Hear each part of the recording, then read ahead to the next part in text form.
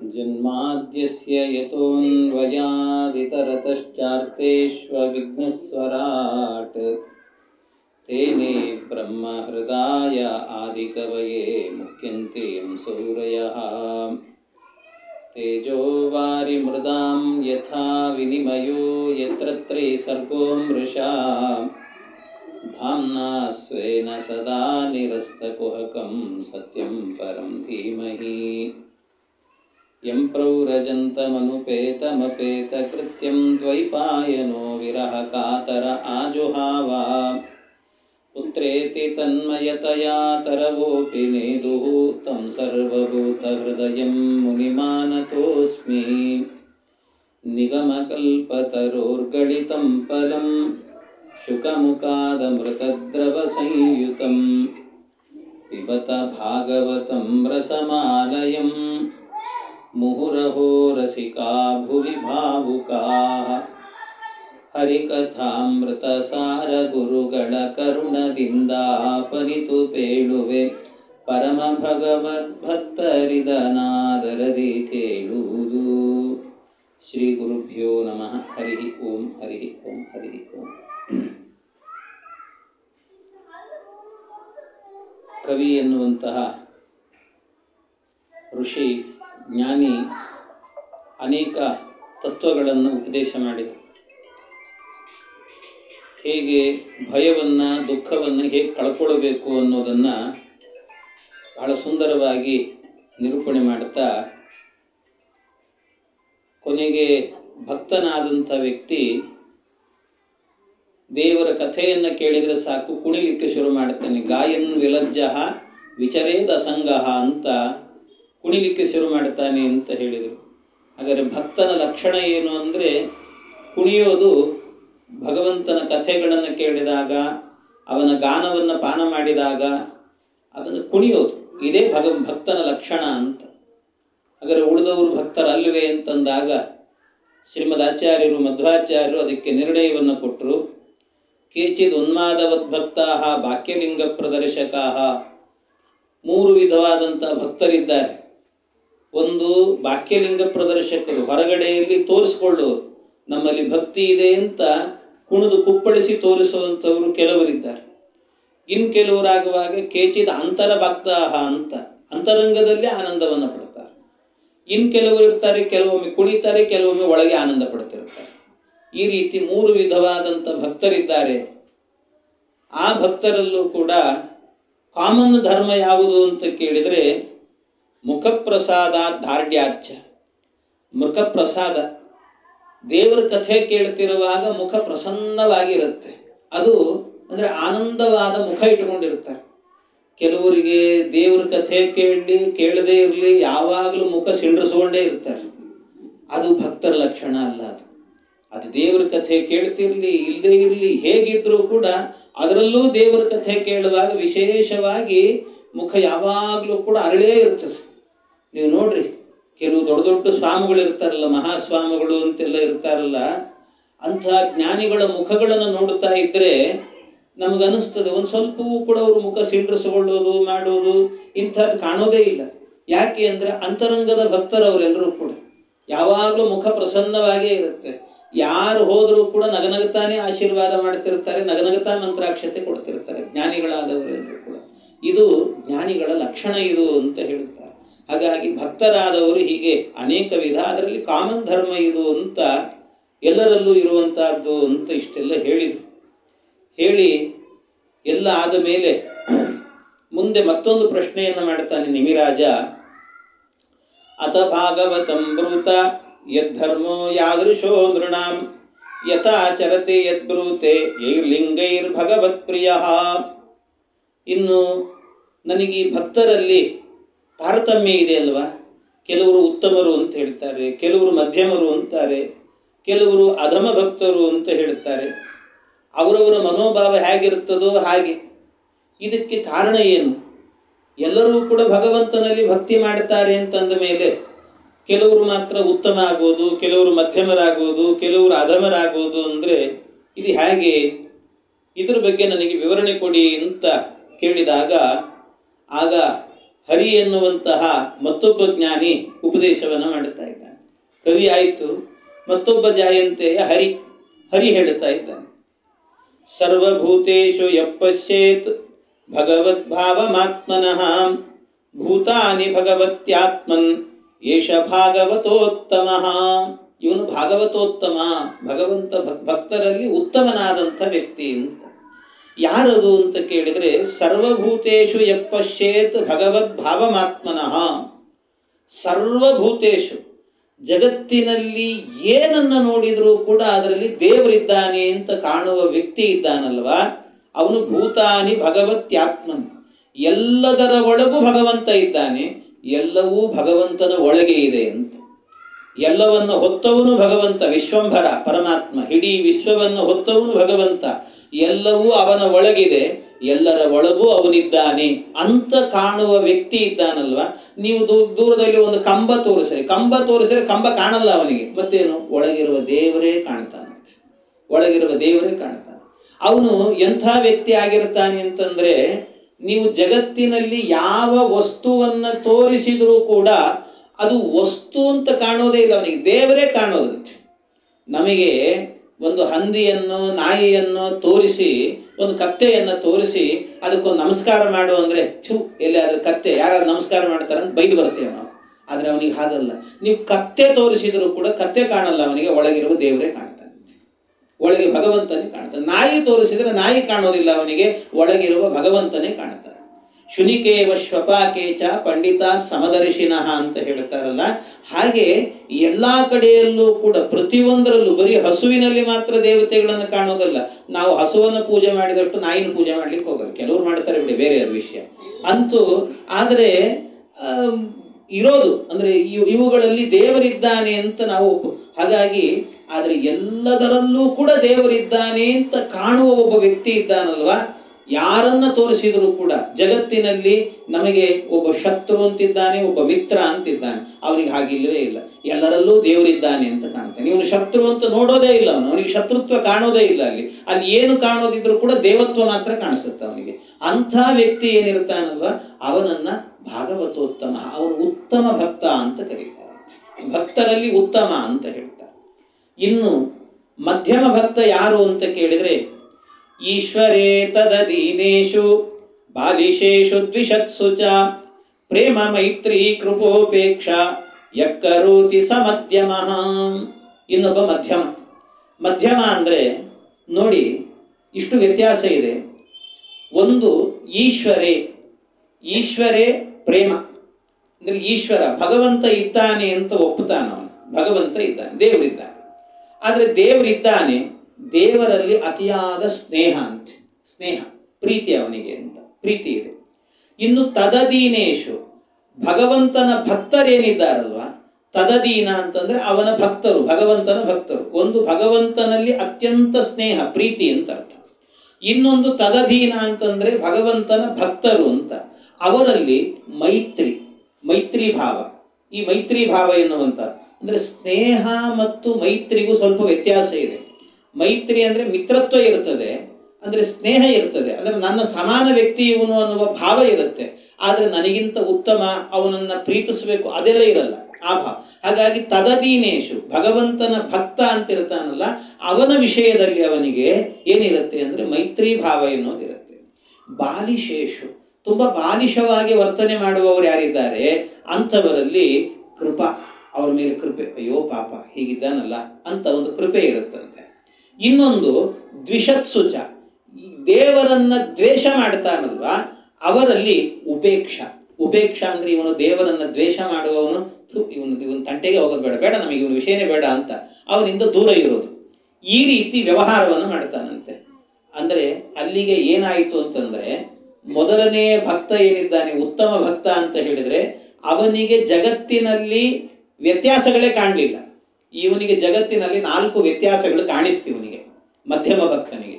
ಮೊದಲನೇ ಭಕ್ತನಿಗೆ ಅವನಿಗೆ ಇವನು ಭಗವಂತ, ಇವನು ಅವನ ಅಧೀನ, ಇವನು ಅವನ ಭಗವಂತನ ಭಕ್ತ, ಇವನು ಬಾಲಿಶ, ಇವನು ದ್ವೇಷ ಮಾಡುವವನು ಅನ್ನೋದು ಮೊದಲನೇ ವ್ಯಕ್ತಿಗೆ ಕಾಣಲೇ ಇಲ್ಲ.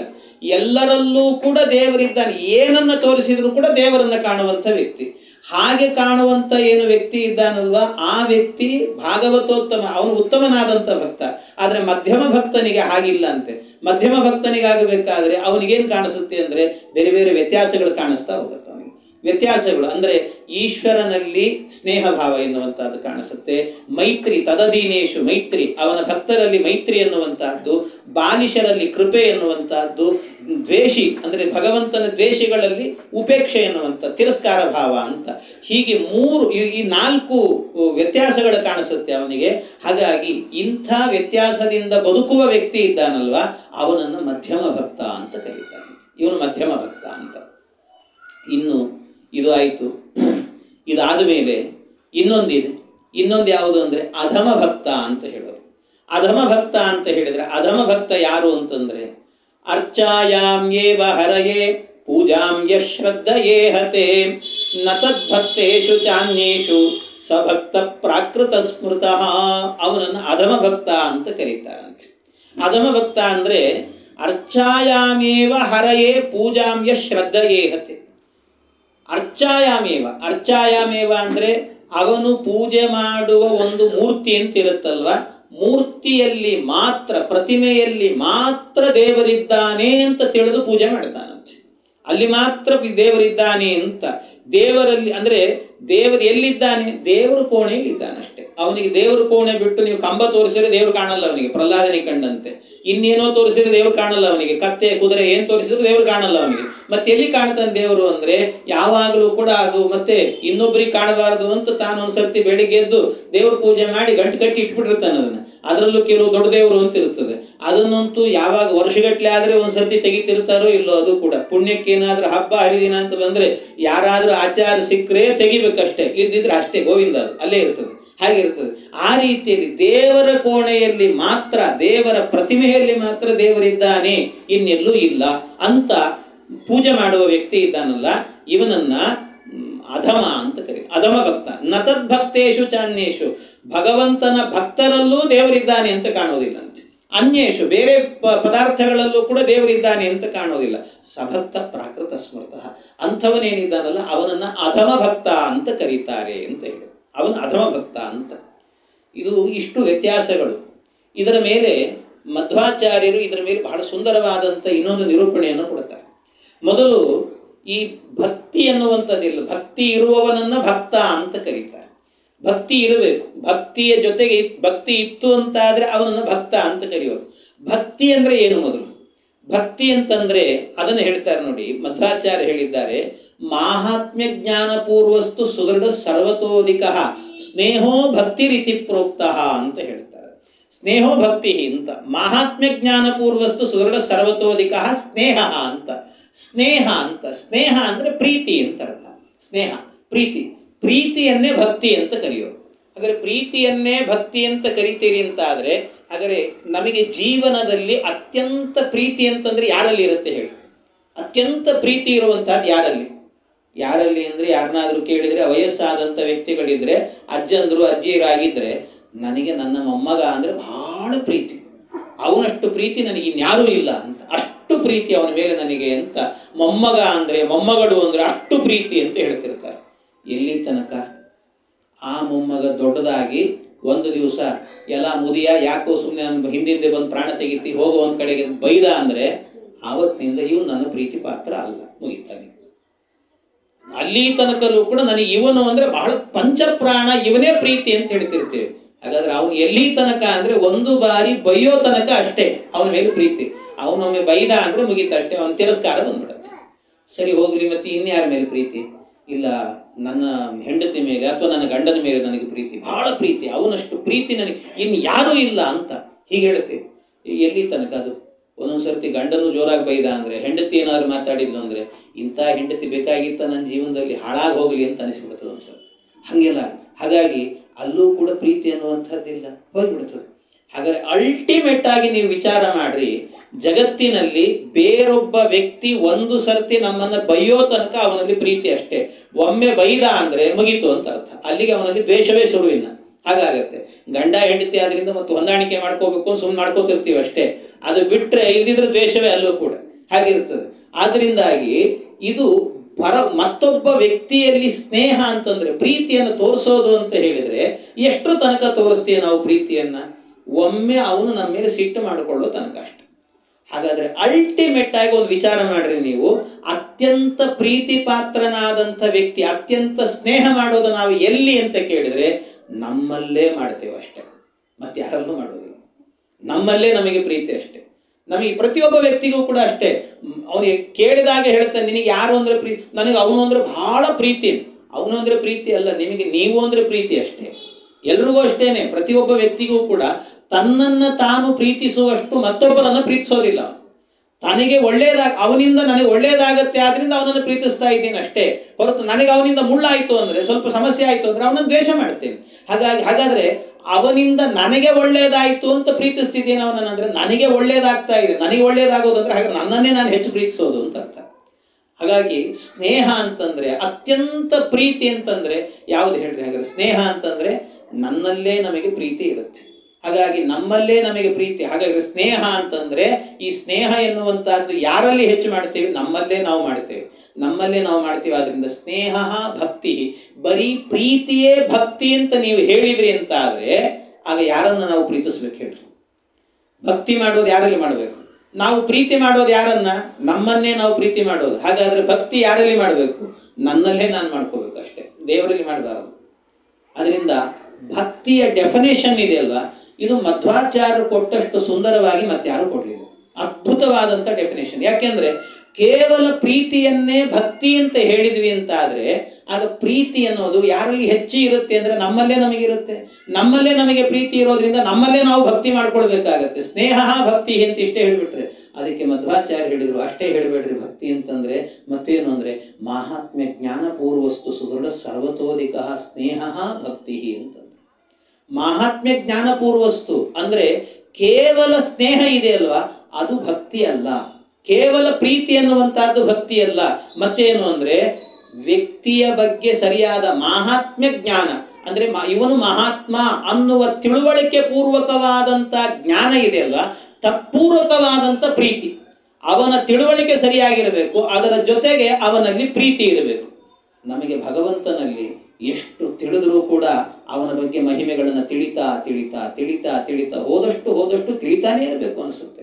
ಹಾಗಾಗಿ ದೇವರ ವಿಷಯದಲ್ಲಿ ಅವನ ಮಹಿಮೆಯ ಜ್ಞಾನ ಇದೆ ಅಲ್ವಾ, ಇಷ್ಟು ಅಂತ ಹೇಳಲಿಕ್ಕೆ ಸಾಧ್ಯ ಇಲ್ಲ, ಅನಂತವಾಗಿರುವಂಥದ್ದು. ಆದ್ದರಿಂದ ಅಂಥ ಮಹಾತ್ಮ್ಯ ಜ್ಞಾನ ಪೂರ್ವಕವಾದಂತಹ ಪ್ರೀತಿ ಅಂತಂದರೆ ಆ ಪ್ರೀತಿ ನನ್ನಲ್ಲಿ ಬರಲಿಕ್ಕೆ ಸಾಧ್ಯ ಇಲ್ಲ. ಯಾಕೆಂದರೆ ನನ್ನಲ್ಲಿ ಮಹಿಮೆಗಳಿದ್ದಾವೆ, ಏನಾದರೂ ಕೂಡ ನನ್ನಲ್ಲಿ ಮಹಾತ್ಮ್ಯ ಜ್ಞಾನ ಬರಲಿಕ್ಕೆ ಏನಿದೆ ನನ್ನಲ್ಲಿ. ಹಾಗಾಗಿ ಈ ಭಕ್ತಿಯ ಡೆಫಿನೇಷನ್ ಇದೆ ಅಲ್ವಾ, ಇದು ಮಧ್ವಾಚಾರ್ಯ ಹೇಳಿದಂತೆ ಅರ್ಥ ಮಾಡಿಕೊಂಡ್ರೆ ಪರಮ ಸುಂದರ.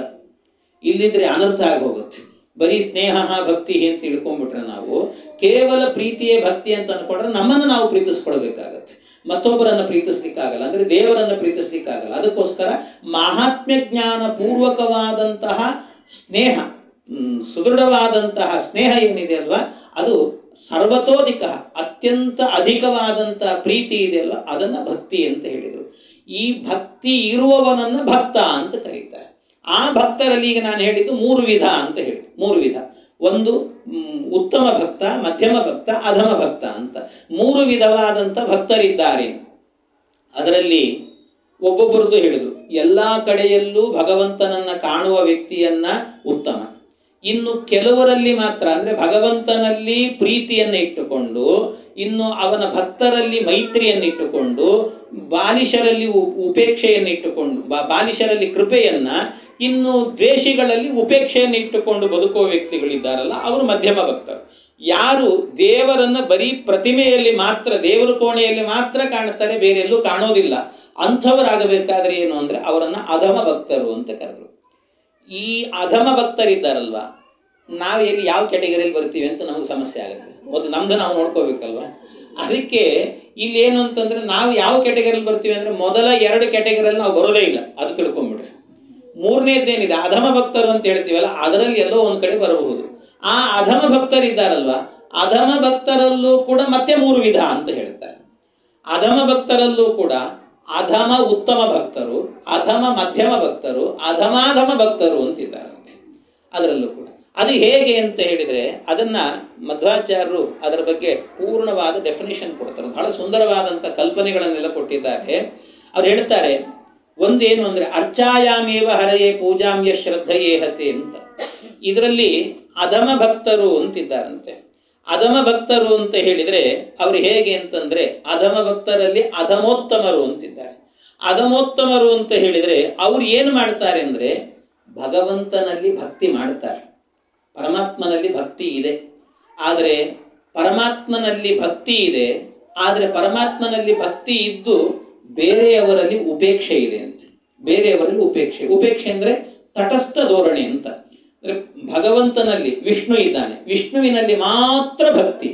ಉಳಿದವರು ದೇವತೆಗಳಿದ್ದಾರೆ, ಬೇಕಾದಷ್ಟು ಜನ ದೇವತೆಗಳಿದ್ದಾರೆ, ಅವರಲ್ಲಿ ಭಕ್ತಿ ಅಲ್ಲ, ಮತ್ತೇನು ಅಂದರೆ ತಟಸ್ಥ ಭಾವನೆ ಅವರಲ್ಲಿ. ಅಂದರೆ ದ್ವೇಷವೂ ಮಾಡೋದಿಲ್ಲ, ಅವರನ್ನು ಅವಮಾನ ಮಾಡಲಿಕ್ಕೂ ಹೋಗಲ್ಲ, ದ್ವೇಷವೂ ಮಾಡಲಿಕ್ಕೆ ಹೋಗೋದಿಲ್ಲ. ಆ ರೀತಿ ಇರೋದು. ಅಂದರೆ ಉಪೇಕ್ಷ ಭಾವ ಅಂತಂದರೆ ತಟಸ್ಥವಾಗಿರೋ, ಸುಮ್ಮನೆ ಇರೋದಷ್ಟೇ. ಅಯ್ಯೋ ಅವ್ರಿಗೆ ನಮ್ಗೆ ಗೊತ್ತಿಲ್ಲಪ್ಪ ಅನ್ನೋ ಹಾಗಿರೋದು. ಆದರೆ ದೇವರಲ್ಲಿ ವಿಷ್ಣುವಿನಲ್ಲಿ ಮಾತ್ರ ಪರಮಭಕ್ತಿ ಅಂತ ಈ ರೀತಿ ಬದುಕೋದಿದೆಯಲ್ವಾ, ಇವರನ್ನು ಅಧಮ ಉತ್ತಮ ಭಕ್ತರು ಅಂತ ಕರೀತಾರಂತೆ. ಅಧಮೋತ್ತಮ ಭಕ್ತರು ಅಂತ ಇವರು ಅಧಮೋತ್ತಮರು. ಇನ್ನು ಇದಲ್ಲದೇನೆ ಅಧಮ ಮಧ್ಯಮ ಭಕ್ತರು ಅಂತಿದ್ದಾರೆ. ಅಧಮ ಮಧ್ಯಮ ಭಕ್ತರು ಅಂತಂದರೆ ಯಾರವರು ಅಂತ ಹೇಳಿದರೆ, ಅವರು ಏನು ಮಾಡ್ತಾರೆ, ವಿಷ್ಣುವಿನಲ್ಲಿ ಭಕ್ತಿ ಇದೆ, ವಿಷ್ಣುವಿನಲ್ಲಿ ದೇವರಲ್ಲಿ ಭಕ್ತಿ, ಆದರೆ ಬೇರೆ ದೇವತೆಗಳಲ್ಲಿ ತಿರಸ್ಕಾರ ಭಾವ. ತಿರಸ್ಕಾರ ಅಂತಂದರೆ ಅವರನ್ನು ಅಸಡ್ಡೆಯಿಂದ ನೋಡೋದು ಅಷ್ಟೆ, ಅಸಡ್ಡೆಯಿಂದ ನೋಡೋದು, ಈ ಭಾವ ಇದೆ, ತಿರಸ್ಕಾರ ಭಾವ. ಹೀಗೆ ಬೇರೆ ದೇವತೆಗಳಲ್ಲಿ ತಿರಸ್ಕಾರ ಭಾವ ಇದ್ದು ದೇವರಲ್ಲಿ ಮಾತ್ರ ಭಕ್ತಿ ಇತ್ತು ಅಂತಾದರೆ ಅವನನ್ನು ಏನಂತ ಕರೀತಾರೆ ಅಂದರೆ, ಅವನು ಅಧಮ ಮಧ್ಯಮ ಭಕ್ತ ಅಂತ ಕರೀತಾರೆ. ಅಧಮ ಮಧ್ಯಮ ಭಕ್ತ. ಇನ್ನೊಬ್ಬ ಇದ್ದಾನೆ ಅಧಮಾಧಮ ಭಕ್ತ ಅಂತ. ಅಧಮಾಧಮ ಭಕ್ತ ಅಂತ ಹೇಳಿದರೆ ಅವನೇನು ಅಂದರೆ, ದೇವರಲ್ಲಿ ಭಕ್ತಿ ಇದೆ, ಆದರೆ ಮತ್ತೊಬ್ಬರಲ್ಲಿ ತಿರಸ್ಕಾರ ಅಲ್ಲ, ಬೇರೆ ದೇವತೆಗಳನ್ನು ಅವಮಾನ ಮಾಡ್ತಾನೆ, ಬೇರೆ ದೇವತೆಗಳನ್ನು ಬೈಯೋದು. ಇದಕ್ಕೆ ನಿಮಗೆ ಒಳ್ಳೆ ಎಕ್ಸಾಂಪಲ್ ಬೇಕು ಅಂತಂದರೆ ಮಹಾಭಾರತದ ಜರಾಸಂಧ ಇದ್ದಾನಲ್ವ, ಅವನು ನಾಸ್ತಿಕ ಅಲ್ಲ, ಜರಾಸಂಧ ಪರಮ ಆಸ್ತಿಕ, ಅವನು ಆಸ್ತಿಕ. ಆದರೆ ಅವನ ಒಂದು ಧೋರಣೆ ಏನಿತ್ತು ಅಂದರೆ ಅವನು ಮಹಾಶೈವ, ಶಿವಭಕ್ತ, ರುದ್ರದೇವರ ಭಕ್ತ, ದೊಡ್ಡ ಭಕ್ತ ಅವನು ರುದ್ರದೇವರು. ಎಲ್ಲಿ ತನಕ ಎಷ್ಟು ದೊಡ್ಡ ಭಕ್ತ ಅವನು ಅಂದರೆ, ಜಗತ್ತಿನಲ್ಲಿ ಇರುವಂತಹ ಎಲ್ಲ ರುದ್ರದೇವರ ಭಕ್ತರು ಕೂಡ ಬೆಳಗಾತ ಎದ್ದು ಕೂಡಲೇ ಬಂದು ಕೂಡಲೇ ಮಾಡ್ತಿದ್ದದ್ದೇನು ಅಂದರೆ ಜರಾಸಂಧನಿಗೆ ನಮಸ್ಕಾರ ಅಂತ ಹೇಳ್ತಿದ್ರಂತೆ. ಅಂದರೆ ಅಷ್ಟು ದೊಡ್ಡ ಭಕ್ತನಾಗಿದ್ದಂತ ರುದ್ರದೇವರ ಭಕ್ತ. ಆದರೆ ರುದ್ರದೇವರ ಭಕ್ತನಾಗಿದ್ದಂಥ ವ್ಯಕ್ತಿ ಅವನು ಇನ್ನೊಂದೇನು ಅಂತಂದರೆ, ಅವನಲ್ಲಿ ಅಷ್ಟೇ ಇನ್ನೊಂದು ಅಂದರೆ ರುದ್ರದೇವರಲ್ಲಿ ಭಕ್ತಿ ಇತ್ತು, ಅನ್ಯ ದೇವತೆಗಳಲ್ಲಿ ದ್ವೇಷ, ಅವಮಾನ ಮಾಡಬೇಕು ಅನ್ನುವಷ್ಟು ದ್ವೇಷ ಇತ್ತಂತ. ಬೇರೆ ದೇವತೆಗಳ ದ್ವೇಷ ಅಂದ್ರೇನು, ವಿಷ್ಣುವನ್ನು ಶತಾಯ ಗತಾಯ ದ್ವೇಷ ಮಾಡಿದ. ಎಷ್ಟು ದ್ವೇಷ ಮಾಡಿದ್ದ ಅಂದರೆ, ಅವನು ಅನೇಕ ಬಾರಿ ಹೇಳಿದ್ದೀನಿ ನಾನು, ಏನು ಅಂದರೆ ಅವನ ಮನೆಯ ಹತ್ತಿರದಲ್ಲೇನೆ ಗಂಗೆ ಹರಿತಾ ಇದ್ದಂತೆ. ಗಂಗೆ ಹರಿತಿದ್ಲು. ಗಂಗೆ ಹರಿತಾ ಇದ್ದರೆ ಆ ಮನೆಯಲ್ಲಿ 24 ಗಂಟೆ ಈ ನಗಾರಿ ಬಾರಿಸ್ಲಿಕ್ಕೆ ಹೇಳ್ತಿದ್ನಂತೆ. ನಗಾರಿ ಬಾರಿಸ್ಬೇಕು ಅಂತ. ಯಾಕೆ ಅಂದರೆ ಅದು ಗಂಗೆ ಹರಿಯುವಾಗ ಗಂಗೆಯ ಜುಳು ಅನ್ನುವ ನಾದ ನನ್ನ ಕಿವಿಗೆ ಬಿದ್ದರೆ ಅಪವಿತ್ರ ಆಗತ್ತೆ ನನ್ನ ಕಿವಿ ಅಂತ. ಯಾಕೆ ಅಂದರೆ ಗಂಗೆ ಅಂದರೆ ಯಾರು, ವಿಷ್ಣುವಿನ ಪಾದೋದಕ, ಅವಳು ವಿಷ್ಣು ಪಾದವನ್ನು ತೊಳೆದು ಬಂದವಳು. ಹಾಗಾಗಿ ವಿಷ್ಣು ಪಾದೋದಕ ಆದ್ದರಿಂದ ಅವಳ ನೀರಿನ ಧ್ವನಿಯೂ ಕೂಡ ನನ್ನ ಕಿವಿಗೆ ಬೀಳಬಾರದು, ಅಷ್ಟು ದ್ವೇಷ ಅವನಿಗೆ, ಅಂದರೆ ವಿಷ್ಣುವಿನಲ್ಲಿ. ಈ ರೀತಿ ದ್ವೇಷ ಭಾವ ಇದೆ ಅಲ್ವಾ, ಇಂತಹ ದ್ವೇಷ ಭಾವ ಇತ್ತು ಅಂತ ಆದರೆ ಇವನನ್ನೇನಂತ ಕರೀತಾರೆ, ಅಧಮಾಧಮ ಭಕ್ತ. ಅವನನ್ನು ಅದಕ್ಕೆ ಭೀಮ ಏನು ಮಾಡ್ತಾನೆ ಗೊತ್ತಾ, ಭೀಮಸೇನ ಒಮ್ಮೆ ಅವನಿಗೆ ಭಾರಿ ದ್ವೇಷ ಇರುತ್ತೆ. ಈ ಕಾಳಿದೇವಿ ಅಂತ, ದ್ರೌಪದಿಯದ್ದೇ ಇನ್ನೊಂದು ಅವತಾರ ಕಾಳಿದೇವಿ, ಅವಳದ್ದೊಂದು ಸ್ವಯಂವರ ನಡೆಯುತ್ತೆ. ಆ ಸ್ವಯಂವರದಲ್ಲಿ ಭೀಮ ಹೋಗಿ ಸ್ವಯಂವರದಲ್ಲಿ ಗೆದ್ದು ಕಾಳಿದೇವಿಯನ್ನು ವಿವಾಹ ಮಾಡಿಕೊಳ್ತಾನೆ. ವಿವಾಹ ಮಾಡಿಕೊಂಡಾಗ ಇವನಿಗೆ ಸಿಟ್ಟು ಬರುತ್ತದೆ, ಭೀಮನ ಜೊತೆಗೆ ಯುದ್ಧಕ್ಕೆ ನಿಲ್ತಾನೆ. ಆಗ ಭೀಮ ಅವನ ಹೆಡೆಮುಡಿಯನ್ನು ಕಟ್ಟಿ ದರ ಅಂತ ಎಳ್ಕೊಂಡು ಹೋಗಿ 3 ಸರ್ತಿ ಗಂಗೆಯಲ್ಲಿ ಮುಳುಗಿಸಿ ಮೇಲೆ ಎತ್ತಿ ಬಿಸಾಕಿದ್ನಂತ ಒಂದು ಸರ್ತಿ ಭೀಮ ಅವನನ್ನು. ಅಂದರೆ ಇಷ್ಟು ಸಾಕಲ್ಲ ಅವನು ಅವಮಾನ ಆಗಲಿಕ್ಕೆ ಜೀವನದಲ್ಲಿ. ಅವನ ಜೀವನದಲ್ಲಿ ಗಂಗಾ ಸ್ನಾನ ಮಾಡಿದ್ದು ಒಂದೇ ಸರ್ತಿ ಅಂತ, ಅಯೋಗ್ಯ. ಒಂದು ದಿವಸ ಗಂಗಾ ನೀರು ಕುಡಿದು ಎಂಥ ಅಯೋಗ್ಯ ಅಂದರೆ, ಹತ್ತಿರದಲ್ಲಿ ಗಂಗೆ ಏನಂತಾರಲ್ಲ, ಗಂಗೆ ಮಹಾರುಚಿ ಅವಳು. ಎಷ್ಟು ರುಚಿ ಅಂದರೆ ನೀವು ನೋಡಿ ಒಂದು ಸರ್ತಿ ಗಂಗಾ ನೀರನ್ನು ಕುಡಿದ್ರೆ ನಿಮಗೆ ಅದು ನೀವು ಅನುಭವಿಸಬೇಕು. ಅನುಭವಿಸದೇನೆ ಸುಮ್ಮನೆ ಒಂದು ಯಾತ್ರೆ, ಒಂದು ಏನಂತಾರೆ, ಒಂದು ಟ್ರಿಪ್ ಇದು ಅಂತ ಅಂದ್ಕೊಂಡು ಹೋಗಿಬಿಟ್ರಿ ಅಂತ ಆದರೆ ನಿಮಗೆ ಗೊತ್ತಾಗಲ್ಲ. ಭಕ್ತಿಯ ಭಾವ ಅನ್ನುವಂಥದ್ದು ಸೇರಿದಾಗ, ಗಂಗೆಯ ಹತ್ತಿರಕ್ಕೆ ಹೋದಾಗ ನೀವು ನೋಡಿ, ನಮ್ಮೂರಲ್ಲೂ ಗಿಡ ಮರಗಳಿದ್ದಾವೆ ಎಲ್ಲವೂ ಕೂಡ. ಈ ಗಿಡ ಮರಗಳನ್ನೆಲ್ಲ ನೋಡಿದಾಗ ಇವುಗಳಿಗೂ ಮಳೆ ಬೀಳುತ್ತಾ ಇದೆ, ನೀರು ಹಾಕ್ತಾ ಇದ್ದೇವೆ, ಅದು ಬೆಳೀತಾ ಇದೆ, ಒಂದು ರೀತಿಯ ಹಸಿರು ಹಸಿರಾಗಿ ಕಾಣಿಸುತ್ತೆ. ನೀವು ಗಮನಿಸಬೇಕು, ಈ ಡೆಲ್ಲಿಯಿಂದ ನಾವು ಹರಿದ್ವಾರಕ್ಕೆ ಹೋಗಬೇಕಾದ್ರೆ ದಾರಿ ಉದ್ದಕ್ಕೂ ಹೋಗ್ತಾ ಇರಬೇಕಾದ್ರೆ ಏನಾಗುತ್ತೆ ಗೊತ್ತಾ, ನಮಗೆ ಡೆಲ್ಲಿಯ ಆರಂಭದಲ್ಲಿ ಕಾಣುವಂಥ ಗಿಡ ಮರಗಳಲ್ಲಿ ಇರುವಂಥ ಹಸಿರೇ ಬೇರೆ, ಆ ಕಡೆ ಗಂಗೆ ಹತ್ತಿರಕ್ಕೆ ಬರ್ತಾ ಇದ್ದಂತೆ ನಾವು ನೋಡುವಾಗ ಕಾಣುವ ಗಿಡ ಮರಗಳ ಹಸಿರೇ ಬೇರೆ ಆಗುತ್ತೆ. ಅಲ್ಲಿರುವ ಹಸಿರಿನಲ್ಲಿದೆ ಅಲ್ವಾ, ಅದ್ಭುತವಾದ ಹಸಿರು. ನಾವು ಲವಲವಿಕೆಯಿಂದ ಇದ್ದೇವೆ ಅನ್ನುವಂಥ ಭಾವ ಕಾಣಿಸುತ್ತೆ ಆ ಗಿಡ ಮರಗಳಲ್ಲಿ. ಅಂದರೆ ನಾವು ಇಷ್ಟು ಆನಂದದಲ್ಲಿದ್ದೇವೆ. ಯಾಕೆ ಅಂದರೆ ನಾವು ನಿತ್ಯ ಗಂಗಾಪಾನ ಮಾಡುತ್ತಿದ್ದೇವೆ ಅನ್ನುವ ಸಂತೋಷ ಆ ಗಿಡ ಮರಗಳಲ್ಲಿ ಕಾಣಿಸ್ತಾ ಇರುತ್ತೆ. ನೀವು ಇದನ್ನೆಲ್ಲ ಅನುಭವಿಸ್ಬೇಕು. ಅಂದರೆ ಸುಮ್ಮನೆ ಹೋಗೋದು ಅಂತಂದರೆ, ಅಯ್ಯೋ ನಾವು ಯಾವಾಗ ಹರಿದ್ವಾರಕ್ಕೆ ಹೋದೆವು, ಒಂದು ಕಾಫಿ ಯಾವಾಗ ಕುಡಿದ್ವಿ, ಊಟ ಯಾವಾಗ ಮಾಡಿದ್ವಿ, ಯಾವಾಗ ಸ್ನಾನ ಆಯಿತು, ಇದನ್ನು ಯೋಚನೆ ಅಲ್ಲ. ನೀವು ಹೋಗೋದು ಅಂದರೆ ಈ ಪ್ರಕೃತಿಯನ್ನೆಲ್ಲ ಸವಿಬೇಕು, ಭಗವಂತನ ಮಹಿಮೆಗಳನ್ನೆಲ್ಲ ಆನಂದಿಸಬೇಕಲ್ಲ ಎಲ್ಲ ಕಡೆಯಲ್ಲೂ ಕೂಡ ಹೋಗಿ. ಇದನ್ನು ಮಾಡಲಿಕ್ಕೆ ಅಂತ ನೀವು ಹೋದ್ರಿ ಅಂತ ಆದರೆ ಆಗ ನಿಮಗೆ ಇದರ ಅನುಭವ ಎನ್ನುವಂಥದ್ದು ಬರುತ್ತೆ. ಹಾಗಾಗಿ ಗಂಗೆ ಅಷ್ಟು ರುಚಿಯವಳು, ಅಷ್ಟು ರುಚಿ. ಅಂಥ ರುಚಿಯಾದ ನೀರು ಮನೆಯ ಹತ್ತಿರದಲ್ಲಿ ಹರಿತಾ ಇದ್ದರೂ ಕೂಡ ಬಾವಿ ತೋಡಿ ಉಪ್ಪು ನೀರು ಕುಡಿತಿದ್ದ ಹೊರತು ಅಯೋಗ್ಯ ಒಂದು ದಿವಸವೂ ಕೂಡ ಗಂಗಾ ನೀರು ಕುಡಿಲಿಲ್ಲ ಅಂತ. ಎಂಥ ವಿಚಿತ್ರ, ಇಷ್ಟು ದ್ವೇಷ. ಹಾಗಾಗಿ ಅಂದರೆ ಇಂಥ ಒಬ್ಬ ಭಕ್ತರು ಇರ್ತಾರೆ, ಅಧಮಾಧಮ ಭಕ್ತರು ಇರ್ತಾರೆ ಅಂದರೆ ಅದಕ್ಕೆ ನಿದರ್ಶನ ಇವನೇ. ಅದರಿಂದ ಎಲ್ರಿಗೂ ಕೂಡ ಒಬ್ಬ ವೈಷ್ಣವ ಅಂತ ಆದರೆ, ವೈಷ್ಣವನಾದಂಥ ವ್ಯಕ್ತಿ ವಿಷ್ಣುವಿನಲ್ಲಿ ಭಕ್ತಿ ಇಟ್ಟುಕೊಂಡು ರುದ್ರದೇವರಲ್ಲಿ ದ್ವೇಷ ಮಾಡಿದ ಅಂದರೆ ಅವನು ಭಕ್ತ ಅಲ್ಲ, ಅಧಮಾಧಮ ಭಕ್ತ ಅಂತ ಹೇಳ್ತಾರೆ. ಅವನು ಉತ್ತಮ ಭಕ್ತ ಆಗೋದಿಲ್ಲ ಅಂತ. ಹಾಗಾಗಿ ಅಧಮಾಧಮ ಭಕ್ತ. ಅದರಿಂದ ಏನು ಮಾಡಬೇಕು ಅಂದರೆ, ಭಗವಂತನನ್ನ ಪೂಜೆ ಮಾಡಿದಂತೆ ಪರಿವಾರತೆಯ ಎಲ್ಲ ದೇವತೆಗಳನ್ನೂ ಪೂಜೆ ಮಾಡಬೇಕು, ಎಲ್ಲರನ್ನೂ ಪೂಜೆ ಮಾಡಬೇಕು. ಹೊರತಲ್ಲಿ ಒಬ್ಬ ದೇವತೆಯನ್ನು ದ್ವೇಷ ಮಾಡೋದು, ಇನ್ನೊಬ್ಬರನ್ನ ಪ್ರೀತಿಗೊಳಿಸೋದು ಅಂತಂದರೆ ಅದಕ್ಕೆ ಭಗವಂತ ಏನು ಮಾಡ್ತಾನೆ ಅಂತ ಗೊತ್ತಾ? ಈ 3 ಜನರನ್ನು ಹೇಳಿದ್ಮೇಲೆ ಕ್ಯಾಟಗರಿಗಳಲ್ಲಿ, ಅದರಲ್ಲಿ ಮೊದಲನೇದ್ದೇನು ಅಂದರೆ ಅಧಮ ಉತ್ತಮ ಭಕ್ತರು ಅಂತ. ಅಧಮೋತ್ತಮ ಭಕ್ತರು ಅಂತಂದರೆ ಅವರದ್ದೆಲ್ಲ ಸ್ಥಿತಿ ಹೇಗೆ ಅಂದರೆ, ಅವರನ್ನು ಮನುಷ್ಯೋತ್ತಮರು ಅಂತ ಕರೀತಾರೆ. ಅವರನ್ನು ಮನುಷ್ಯರಲ್ಲೇನೆ ಮನುಷ್ಯೋತ್ತಮರು ಅಂತ, ಮನುಷ್ಯ ಮಧ್ಯಮರು, ಮನುಷ್ಯ ಅಧಮರು ಅಂತ. ಅದರಲ್ಲಿ ಅಧಮೋತ್ತಮರು ಅಂದರೆ ಮನುಷ್ಯೋತ್ತಮರು. ಆ ಮನುಷ್ಯೋತ್ತಮರಿಗೆ ಆರಂಭದಲ್ಲಿ ಏನಾಗುತ್ತಂತೆ, ದೇವರಲ್ಲಿ ಭಕ್ತಿ ಕೊಟ್ಟಿರ್ತಾನೆ, ಬೇರೆ ಕಡೆಯಲ್ಲಿ ತಟಸ್ಥ ಭಾವ ಅಂದರೆ ಬೇರೆ ರುದ್ರದೇವರು, ಬ್ರಹ್ಮದೇವರು, ಗಣಪತಿ ಯಾರನ್ನು ಕೂಡ ಅಷ್ಟಾಗಿ ಏನು ಮಾಡ್ತಿರಲ್ಲ. ಆದರೆ ಅವರಿಗೆ ಆರಂಭದಲ್ಲಿ ದೇವರಲ್ಲಿ ಭಕ್ತಿ ಕೊಟ್ಟಿರ್ತಾನಲ್ಲ ಭಗವಂತ, ನಂತರದಲ್ಲಿ ಏನು ಮಾಡ್ತಾನಂತೆ, ಒಂದು ಕಾಲದಲ್ಲಿ ಯಾರೋ ಒಬ್ಬ ಗುರುವಿನ ಸಹಾಯದಿಂದ ಒಬ್ಬ ಗುರು ಬಂದು ಉಪದೇಶ ಮಾಡೋದ್ರಿಂದಾಗಿ ಅವನ ಜೀವನದಲ್ಲಿ ಒಂದು ಟರ್ನಿಂಗ್ ಪಾಯಿಂಟ್ ಅಂತ ಬರುತ್ತಂತೆ. ಆ ಟರ್ನಿಂಗ್ ಪಾಯಿಂಟ್ ಅನ್ನೋದು ಬಂದಾಗ ಆಗ ಅವನಿಗೇನಾಗುತ್ತೆ, ಬರೀ ನಾನು ವಿಷ್ಣುವನ್ನು ಮಾತ್ರ ಉಪಾಸನೆ ಮಾಡೋದಲ್ಲ, ಪರಿವಾರತೆಯ ಎಲ್ಲ ದೇವತೆಗಳನ್ನು ಕೂಡ, ರುದ್ರದೇವರನ್ನು ಆರಾಧನೆ ಮಾಡಬೇಕು, ಬ್ರಹ್ಮನನ್ನ, ವಾಯುವಿನನ್ನ, ಗಣಪತಿಯನ್ನ, ಎಲ್ಲರನ್ನು ಏನು ಪೂಜೆ ಮಾಡುವಾಗಲೂ ಕೂಡ ಮೊದಲು ಗಣಪತಿಯ ಪೂಜೆಯನ್ನು ಮಾಡಬೇಕು, ನಿರ್ವಿಘ್ನವಾಗಿ ನಡಿಬೇಕು ಅಂತ. ಇದೆಲ್ಲವೂ ಕೂಡ ಭಾವನೆ ಅವನಿಗೆ ಮತ್ತೆ ಹುಟ್ಟುತ್ತಂತೆ ಒಬ್ಬ ಜ್ಞಾನಿಯ ಉಪದೇಶದಿಂದಾಗಿ. ಅನಂತರ ಅದನ್ನು ಉಪಾಸನೆ ಮಾಡ್ತಾ ಮಾಡ್ತಾ ಅವನು ಮೋಕ್ಷಕ್ಕೆ ಹೋಗ್ತಾನೆ. ಇದು ಮನುಷ್ಯೋತ್ತಮನ ಸ್ಥಿತಿ ಅಂತ ಹೇಳ್ತಾರೆ.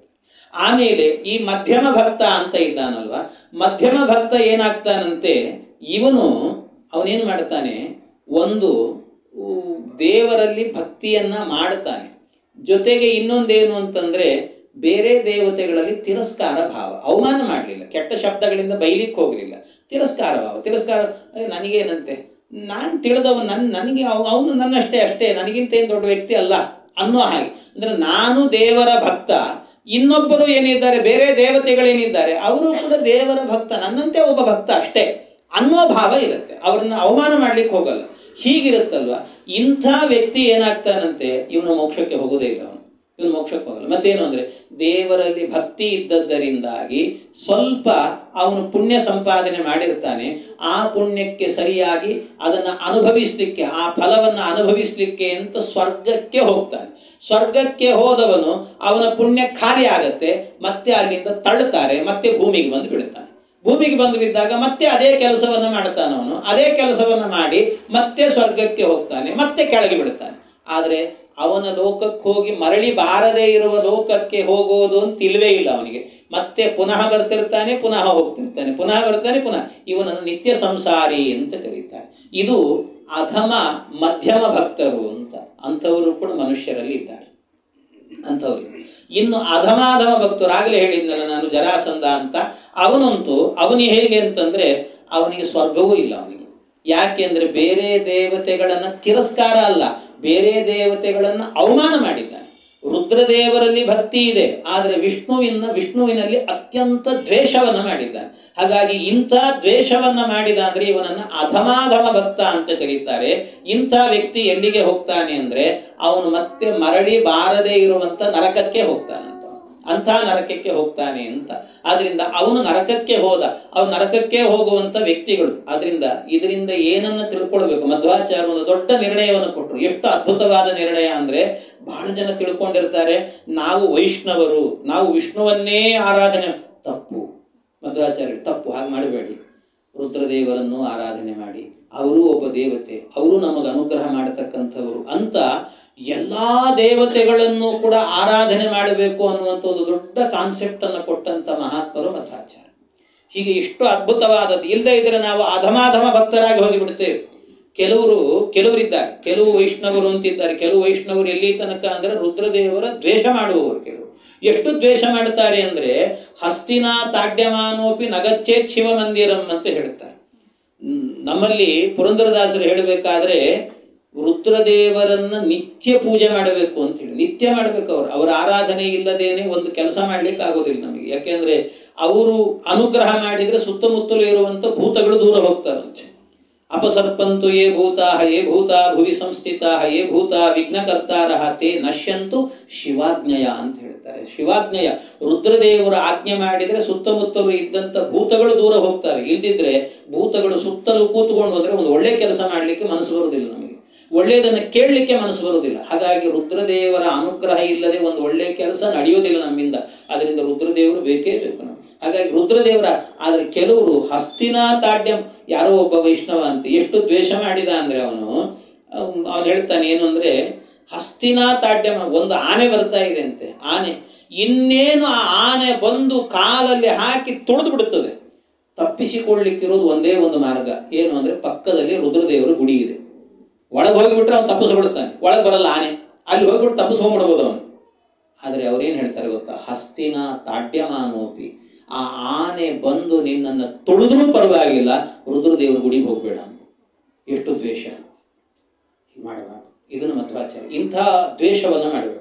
ಹಾಗಾಗಿ ಬಹಳ ಜನಕ್ಕೆ ಅದೊಂದು ಗೊಂದಲ, ಏನು ಅಂದರೆ ನಾವು ಈ ಪಂಥದವರು, ಆದ್ದರಿಂದ ಇವರನ್ನೇ ಆರಾಧನೆ ಮಾಡಬೇಕು, ಇನ್ನು ಉಳಿದ ದೇವತೆಗಳನ್ನು ಮಾಡಬಾರದು ಅಂತ. ಈ ಭಾವನೆ ಎನ್ನುವಂಥದ್ದು ಇದೆಯಲ್ಲ, ಇದು ತಪ್ಪಾದ ಕಲ್ಪನೆ ಅಂತ ಮಧ್ವಾಚಾರ್ಯರು ದೊಡ್ಡ ಎಚ್ಚರಿಕೆಯನ್ನು ಕೊಟ್ಟಿದ್ದಾರೆ. ಆದರೆ ಈ ಎಚ್ಚರಿಕೆ ಅನ್ನುವಂಥದ್ದು ಎಲ್ರಿಗೂ ಮುಟ್ಲಿಲ್ಲ ಸರಿಯಾಗಿ. ಹಾಗಾಗಿ ಅವರವರು ತಿಳಿದದ್ದೇ ಸರಿ ಅಂತ ತಿಳ್ಕೊಂಡ್ಬಿಟ್ಟಿದ್ದಾರೆ. ಹಾಗಾಗಿ ಇದನ್ನು ಮಾಡಬೇಕು ಅನ್ನೋದು, ಎಲ್ಲ ದೇವತೆಗಳ ಆರಾಧನೆಯನ್ನು ಕೂಡ ಮಾಡಬೇಕು ಅನ್ನುವಂಥ ಒಂದು ದೊಡ್ಡ ಸಂದೇಶವನ್ನು ಶ್ರೀಮದ್ ಆಚಾರ್ಯರು ಕೊಡ್ತಾರೆ. ಹೀಗೆ ಈ ಸಂದೇಶ ಎನ್ನುವಂಥದ್ದು ಇದೆ ಅಂತ ಅದಕ್ಕೆಲ್ಲ ಭಾಗವತಕ್ಕೆ ವ್ಯಾಖ್ಯಾನವನ್ನು ಬರೀತಾ ಮಧ್ವಾಚಾರ್ಯರ ನಿರೂಪಣೆ ಮಾಡಿದರು. ಇದೆಲ್ಲ ಬಂದಿರುವಂತಹದ್ದು ಹರಿ ಎನ್ನುವಂತಹ ಜ್ಞಾನಿಯ ಉಪದೇಶದಲ್ಲಿ ಬಂದಿರುವಂತಹ ಮಾತುಗಳೆಲ್ಲವೂ ಕೂಡ ಇಂಥ ಮಾತು. ಆಮೇಲೆ ಮುಂದೆ ಒಲಿಸ್ತಾ ನಾನು ಒಂದೊಂದು ಹೇಳುತ್ತಾ ಹೋದರೆ, ಈಗಾಗಲೇ ನಾನು ಹೇಳಬೇಕಾದ ಇದು ಎರಡನೇದ್ದಷ್ಟೇ. ಈ ಎರಡನೇದ್ದು ಮುಗಿಲಿಕ್ಕೇನೆ ಇಷ್ಟು ಟೈಮ್ ತೊಗೊಳ್ತಿದೆ. ಇನ್ನು 11ನೇ ಸ್ಕಂದ ಮುಗಿಸೋದು ಬಹಳ ಕಷ್ಟ ಇದೆ. ಅದರಿಂದ ನಾನು ಹೆಚ್ಚು ಹೇಳಲ್ಲ. ಇನ್ನು 2 ಅಥವಾ 3 ಜನದ್ದು ನಾನು ಹೇಳ್ತೇನೆ ಜಯಂತಿಯರ ಉಪಾಖ್ಯಾನವನ್ನು. ಉಳಿದದ್ದನ್ನು ನಿಮಗೆ ಆದಾಗ ನೀವು ಅಧ್ಯಯನ ಮಾಡಿ. ಇನ್ನು ಉಳಿದಂತೆ ಮುಂದಿನ ವಿಚಾರಗಳು ತುಂಬ ಇದ್ದಾವೆ. ಹಾಗಾಗಿ ಅದನ್ನೆಲ್ಲ ಹೇಳಬೇಕು ಅನ್ನೋ ದೃಷ್ಟಿಯಿಂದ 1 ಅಥವಾ 2, 3 ಹೇಳಿ ಅಲ್ಲಿಗೆ ನಾನು ಮುಕ್ತಾಯಗೊಳಿಸ್ಕೊಳ್ತೇನೆ ಅದನ್ನು. ಇನ್ನು ಗೃಹೀತ್ವಾಪೀಂದ್ರಿಯೈರರ್ಥಾನ್ ಯೋನದ್ವೇಷ್ಟಿನ ಹೃಷ್ಯತಿ ವಿಷ್ಣೋರ್ಮಾಯಾಮಿಮಾಂ ಪಶ್ಯನ್ ಸವೈ ಭಾಗವತೋತ್ತಮ ಅಂತ. ಇನ್ನು ಅದರ ಜೊತೆಗೆ ಏನು ಅಂದರೆ, ಗೃಹೀತ್ವಾಪಿ ಇಂದ್ರಿಯೈ ಅರ್ಥಾನ್ ಯೋನ ದ್ವೇಷ್ಟಿ ನ ಹೃಷ್ಯತಿ ಅಂತ. ಈ ಕೆಲವರು ಭಕ್ತರಿರ್ತಾರಂತೆ. ಕೆಲವು ಭಕ್ತರು ಹೇಗೆ ಅಂತಂದರೆ ಅವರನ್ನು ಭಾಗವತೋತ್ತಮ ಅಂತಲೇ ಕರೀತಾರೆ ಅವರನ್ನು ಕೂಡ. ಅವರೇನು ಅಂದರೆ ಗೃಹೀತ್ವಾಪಿ ಇಂದ್ರಿಯೈ ಅರ್ಥಾನ್, ಇಂದ್ರಿಯಗಳಿಗೆ ಬೇಕಾದಂತಹ ಕೆಲವು ಸಂದರ್ಭದಲ್ಲಿ ಕೆಲವು ವಿಷಯ ಪದಾರ್ಥಗಳು ನಮಗೆ ಬೇಕಾದ್ದು ಸಿಗುತ್ತೆ. ಆಗ ನಾವೇನು ಮಾಡ್ತೇವೆ, ಸಂತೋಷ ಪಡ್ತೇವೆ. ನಾವು ಏನೋ ಒಂದನ್ನು ನೋಡ್ತಾ ಇದ್ದೇವೆ, ನೋಡಬೇಕಾದ್ರೆ ಟಿ ವಿಯಲ್ಲಿ ಒಂದು ಕಾರ್ಯಕ್ರಮ, ನಮಗೆ ಇಂಥ ಸಂದರ್ಭದಲ್ಲಿ ಇಂಥ ಒಂದು ಅಡ್ವರ್ಟೈಸ್ಮೆಂಟು ಅಥವಾ ಒಂದು ಸಿನಿಮಾ ಹಾಡೋ ಇನ್ನೊಂದು ಮತ್ತೊಂದು ಬರಬೇಕು ಅಂತ ಅಪೇಕ್ಷೆ ಒಳಗಡೆ ಅಕಸ್ಮಾತ್ ಅದು ಬಂತು ಅಂತ ಇಟ್ಕೊಳ್ಳಿ, ಖುಷಿ ನಮಗೆ, ಎಷ್ಟು ಸಂತೋಷ, ಅಯ್ಯೋ ನಾನು ಬಯಸಿದ್ದು ಬಂತಲ್ಲ ಅಂತ ಆನಂದ ಪಡ್ತೇವೆ. ಇನ್ನು ಕೆಲವೊಮ್ಮೆ ನಮಗೆ ಬೇಡವಾದ್ದು ಬಂತು ಅಂದಾಗ ಅದನ್ನು ದ್ವೇಷ ಮಾಡ್ತೀವಿ, ಯಾಕೆ ಬಂತು ಇದು ಅಂತ, ಹಾಳಾದ್ದು ಅಂತ ಅಂದ್ಕೊಳ್ತೀವಿ, ಹೀಗಾಗುತ್ತೆ.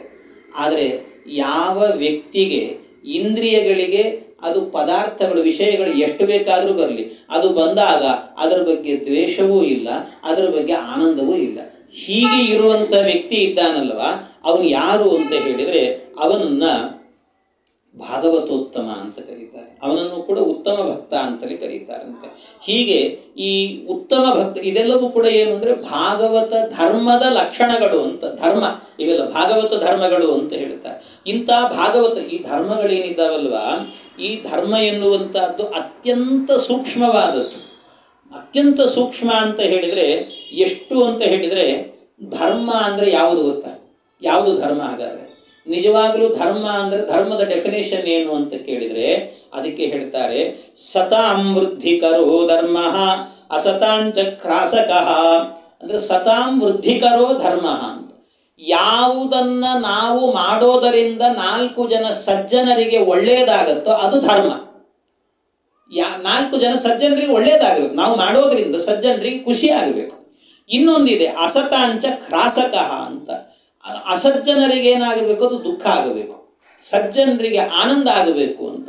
ಸಜ್ಜನರಿಗೆ ಆನಂದ ಆಗುವಂತಹ 4-6 ಜನರಿಗೆ ಉಪಕಾರ ಆಗುವಂತಹ ಒಂದು ಕೆಲಸ ಇದೆಯಲ್ವ, ಅದು ಧರ್ಮ ಅಂತ. ಅದು ಹೇಗೋ ಇರ್ಬೋದು, ಹೇಗೆ ಬೇಕಾದ್ರೂ ಇರ್ಬೋದು. ಈಗ ನೋಡಿ, ನಿಮಗೊಂದು ಮಾತನ್ನು ಹೇಳ್ತೀನಿ, ಇದಕ್ಕೊಂದು ಒಳ್ಳೆ ನಿದರ್ಶನ ಏನು ಅಂದರೆ, ಈ ನಮಗೆ ಕೊನೆಯಲ್ಲಿ 4ನೇ ಸ್ಕಂದದ ಕೊನೆಯಲ್ಲಾಗಬೇಕಾದ್ರೆ ಒಂದು ಪುರಂಜನ ಉಪಾಖ್ಯಾನ ಅಂತ ಒಂದು ಬರುತ್ತೆ. ಆ ಪುರಂಜನ ಉಪಾಖ್ಯಾನದ ಕಥೆ ಎಲ್ಲ ಗೊತ್ತಿದೆ ನಿಮಗೆ. ಅದರಲ್ಲಿ ತುಂಬ ವಿಸ್ತಾರವಾದ ಕಥೆಯಲ್ಲಿ ಆ ಪುರಂಜನ ಏನು ಮಾಡ್ತಾನೆ ಅಂದರೆ, ಪುರಂಜನ ಅವನು ಬೇಟೆ ಆಡ್ಲಿಕ್ಕೆ ಹೋಗ್ತಾನೆ ಅಂತ ಒಂದು ಕಥೆ ಬರ್ತದೆ. ಬೇಟೆ ಆಡ್ಲಿಕ್ಕೆ ಹೋದ ಅಂತ. ಅವನು ಬೇಟೆ ಆಡಲಿಕ್ಕೆ ಅಂತ ಹೋದಾಗ ಅವನು ಏನು ಮಾಡಿದ, ಅನೇಕ ಪ್ರಾಣಿಗಳನ್ನು ಕೊಂದ. ಅವನಲ್ಲಿ ಪ್ರಾಣಿಗಳನ್ನು ಕೊಲ್ತಾನೆ.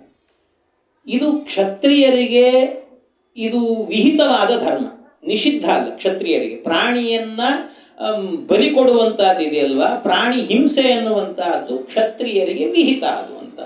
ಕ್ಷತ್ರಿಯರಿಗೆ ವಿಹಿತ ಅಂದರೆ ಅದು ಧರ್ಮ ಅಂತ ಅರ್ಥ. ಧರ್ಮ ಅದು ಹೇಗೆ ಧರ್ಮ ಆಗುತ್ತೆ ಅಂತ ಹೇಳಿದರೆ ನೋಡಿ, ಅವನೇನು ಮಾಡಿದ ಅಂದರೆ ಪುರಂಜನ ಅವನು ಮಾಡಿದ್ದು ಪ್ರಾಣಿ ಹಿಂಸೆ ಮಾಡಿದರೂ ಕೂಡ ಅವನಿಗೆ ಅಧರ್ಮ ಆಯಿತಂಥದ್ದು. ಅದು ಹೇಗೆ ಅಧರ್ಮ ಆಯಿತು ಅಂದರೆ ಅದಕ್ಕೊಂದು ಮಾತನ್ನು ಹೇಳ್ತಾರೆ. ಏನದು ಅಂದರೆ, ಉಪಕಾರ ಸತಾಂ ಏನ ತತ್ಕೃತ್ವ ನೈವ ದುಷ್ಯತಿ ಅಂತ. ಉಪಕಾರ ಅಂದರೆ ಆ ಉಪಕಾರವನ್ನು ಅಂದರೆ ಅವನು ಪ್ರಾಣಿ ಹಿಂಸೆ ಮಾಡಿದ. ಪ್ರಾಣಿ ಹಿಂಸೆಯನ್ನು ಮಾಡಿದಾಗ ಯಾಕೆ ಮಾಡಿದ ಅವನು? ಈಗ ತನಗೇನಾಗಿದೆ ಅಂದರೆ ತುಂಬ ಹಸಿವಾಗಿದೆ, ತಿನ್ನಲಿಕ್ಕೇನು ಇಲ್ಲ. ಅದಕ್ಕೆ ಒಂದು ಪ್ರಾಣಿಯನ್ನು ಕೊಂದರೆ ಅವನು ಬದುಕಬಹುದು. ಆ ಸಂದರ್ಭದಲ್ಲಿ ಅವನ ಬದುಕಿಗೋಸ್ಕರವಾಗಿ ಆ ಪ್ರಾಣಿ ಹಿಂಸೆಯನ್ನು ಮಾಡಿದ ಅಂದರೆ ಅದು ದೋಷ ಅಲ್ಲ. ಆದರೆ ಅದೇ ಏನಾದರೂ ಕೂಡ ಅವನು ತಿನ್ನುವುದು ಒಂದು ಪ್ರಾಣಿಯನ್ನು, ಆದರೆ ಕೊಲ್ಲೋದು ಮಾತ್ರ 10 ಪ್ರಾಣಿಯನ್ನು ಅಂದರೆ ಅದು ಅಧರ್ಮ ಅಂತ ಹೇಳಿದೆ. ತನಗೆ ಎಷ್ಟು ಬೇಕೋ ಅಷ್ಟನ್ನು ಮಾತ್ರ ಹಿಂಸೆ ಮಾಡಿದರೆ ಅದು ಧರ್ಮ ಆಗುತ್ತೆ. ಆದರೆ ತನಗೆ ಮಿಗಿಲಾಗಿ ಲುಬ್ಧ ಅಂದರೆ ಅತಿಯಾದ ಆಸೆಯಿಂದಾಗಿ ದುರಾಸೆಯಿಂದಾಗಿ ಏನು ಮಾಡ್ತಾನಂತಂದರೆ ಅದನ್ನು ಕೆಲವರು ಹಾಗೆ ಮಾಡ್ತಿರ್ತಾರೆ. ಎಲೆಯಲ್ಲಿ ಹಾಕಬೇಕಾದ್ರೆ ಒಂದೊಂದು ಸ್ವೀಟ್ ಹಾಕ್ತಾ ಹೋಗಿರ್ತಾರೆ. ಹಾಕ್ತಾ ಹೋದಾಗ ಇವು ಮುಂದೆ ಬರ್ತದೋ ಇಲ್ಲೋ, ಉಳಿದವರೆಲ್ಲ ತಿಂದು ಹಾಕಿದ್ರಿ ಎಲ್ಲಿ ಅಂತೇಳಿ ಹಾಕುವಾಗಲೇ ಅವ್ರು ಬಡಿಸೋರು ಕೈ ಹಿಡ್ಕೊಂಡೇನೆ ಇನ್ನೂ 4 ಹಾಕಿ ಹೋಗು ಅಂತ ನಿಲ್ಲಿಸ್ಬಿಟ್ಟಿರ್ತಾರೆ. ಅವರು ಹಾಗೆಲ್ಲ ಆಸೆ ಪಡೋದು ದುರಾಸೆ ಇದೆ. ಆದರೆ ಹಾಕಿಸ್ಕೊಳ್ತಾರೆ ಅಷ್ಟೆಲ್ಲ. ಹಾಕಿಸ್ಕೊಂಡಾದ್ಮೇಲೆ ತಿನ್ಲಿಕ್ಕಾಗತ್ತೆ ಅವರಿಗೆ? ಆಗೋದಿಲ್ಲ, ಚೆಲ್ಲಿ ಹೋಗ್ತಾರೆ. ಮತ್ತೆ ಅದು ಒಂದು ತಿನ್ನೋದ್ರೊಳಗೆ ಸಾಕಪ್ಪ ಅಂತ ಅನ್ಸೋಗಿರುತ್ತೆ. ಹಾಗಾಗಿ ಇದು ಅತಿಯಾದ ಆಸೆಯಿಂದ ಅದರಿಂದ ಏನಾಯಿತು ಅಂದರೆ ಇನ್ನೂ 4 ಜನರ ಆಹಾರವನ್ನು ತಪ್ಪಿಸಿದಂತೆ ಆಯ್ತಲ್ಲ ನೀವು. ಇದು ಅಧರ್ಮ. ಹಿಂಸೆ ಮಾಡಲಿ, ಪ್ರಾಣಿ ಹಿಂಸೆಯನ್ನು, ಆದರೆ ಅತಿಯಾದ ಆಸೆಯಿಂದ ಮಾಡಿದರೆ ಅದು ಅಧರ್ಮ ಆಗುತ್ತಂತೆ. ಅದು ಧರ್ಮ ಆಗೋದಿಲ್ಲ, ಅಧರ್ಮ ಆಗುತ್ತೆ ಅಂತ ಹೇಳ್ತಾರೆ. ಅದೇ ನೋಡಿ ಎಷ್ಟು ವಿಚಿತ್ರ ಅಂದರೆ, ಒಬ್ಬ ಶ್ರೇಷ್ಠವಾದಂಥ ಪತಿವ್ರತೆ, ಒಬ್ಬಳು ಭಾರಿ ದೊಡ್ಡ ಪತಿವ್ರತೆ. ಆ ಪತಿವ್ರತೆಗೆ ಏನಾಗುತ್ತೆ, ಅವಳ ಬಳಿಯಲ್ಲಿ ಒಬ್ಬ ವ್ಯಕ್ತಿ ಹೋಗ್ತಾನೆ ಜಿಜ್ಞಾಸೆಯಿಂದ, ನನಗೆ ಧರ್ಮದ ಬೋಧನೆಯನ್ನು ಮಾಡಿ ಅಂತ. ಧರ್ಮದ ಬೋಧನೆಯನ್ನು ಮಾಡಿ ಅಂತ ಹೇಳಿದಾಗ ಆ ಪತಿವ್ರತೆ ಹೇಳ್ತಾಳೆ, ನಿನಗೆ ಧರ್ಮದ ಬೋಧನೆಯನ್ನು ನಾನು ಮಾಡೋಕ್ಕಿಂತಲೂ ಕೂಡ ಧರ್ಮವ್ಯಾಧ ಅಂತ ಇದ್ದಾನೆ, ಅವನ ಬಳಿಗೆ ಹೋಗು ಅಂತ ಹೇಳಿ. ಧರ್ಮವ್ಯಾಧನ ಬಳಿಗೆ ಹೋಗು, ಅವನು ನಿನಗೆ ಧರ್ಮದ ಬೋಧನೆಯನ್ನು ಮಾಡ್ತಾನೆ ಅಂತ. ಆಯಿತು ಅಂತ ಧರ್ಮವ್ಯಾಧನನ್ನು ಹುಡುಕಿಕೊಂಡು ಹೋಗ್ತಾನೆ. ಧರ್ಮವ್ಯಾದನನ್ನು ಹುಡುಕಿಕೊಂಡು ಹೋದರೆ ಧರ್ಮವನ್ನು ಬೋಧನೆ ಮಾಡುವ ಒಬ್ಬ ವ್ಯಕ್ತಿ ಎಲ್ಲಿದ್ದ ಗೊತ್ತಾ? ಅವನು ಎಲ್ಲಿದ್ದ ಅಂದರೆ ಒಂದು ಮಾಂಸದ ಅಂಗಡಿಯಲ್ಲಿ ನಿಂತುಕೊಂಡು ಮಾಂಸವನ್ನು ಕತ್ತರಿಸಿ ತೂಕ ಮಾಡಿ ಕೊಡುವ ಕೆಲಸದಲ್ಲಿ ನಿಂತಿದ್ದಂತ ಧರ್ಮವ್ಯಾದ. ಇವನು ಧರ್ಮವ್ಯಾದ, ಇವನು ಧರ್ಮವನ್ನು ಬೋಧನೆ ಮಾಡುವವನು. ಅವನು ಹೋಗಿ ಕೇಳ್ತಾನೆ, ಆಶ್ಚರ್ಯ ಅವನಿಗೆ, ಇವನೇನು ನನಗೆ ಧರ್ಮ ಬೋಧ ಮಾಡ್ತಾನೆ? ಮಾಂಸವನ್ನು ಕಡೆದು ತೂಕ ಮಾಡಿ ಹಂಚುವಂಥ ಮಾರಾಟ ಮಾಡುವಂಥ ಒಬ್ಬ ವ್ಯಕ್ತಿ ಇವನೇನು ನನಗೆ ಧರ್ಮ ಬೋಧನೆ ಮಾಡ್ತಾನೆ ಅನ್ನುವಂಥ ತಿರಸ್ಕಾರ ಭಾವದಿಂದ ಹೋಗ್ತಾನೆ, ನೋಡ್ತಾನೆ. ಆದರೆ ಆ ಧರ್ಮವ್ಯಾದ ಇದ್ನಲ್ಲ, ಧಾರ್ಮಿಕವಾದಂಥ ವ್ಯಕ್ತಿ ಅಂತೆ ಅವನು. ಶಾಸ್ತ್ರ ಅರ್ಥ ಆಗೋದು ಸುಲಭ ಇಲ್ಲ.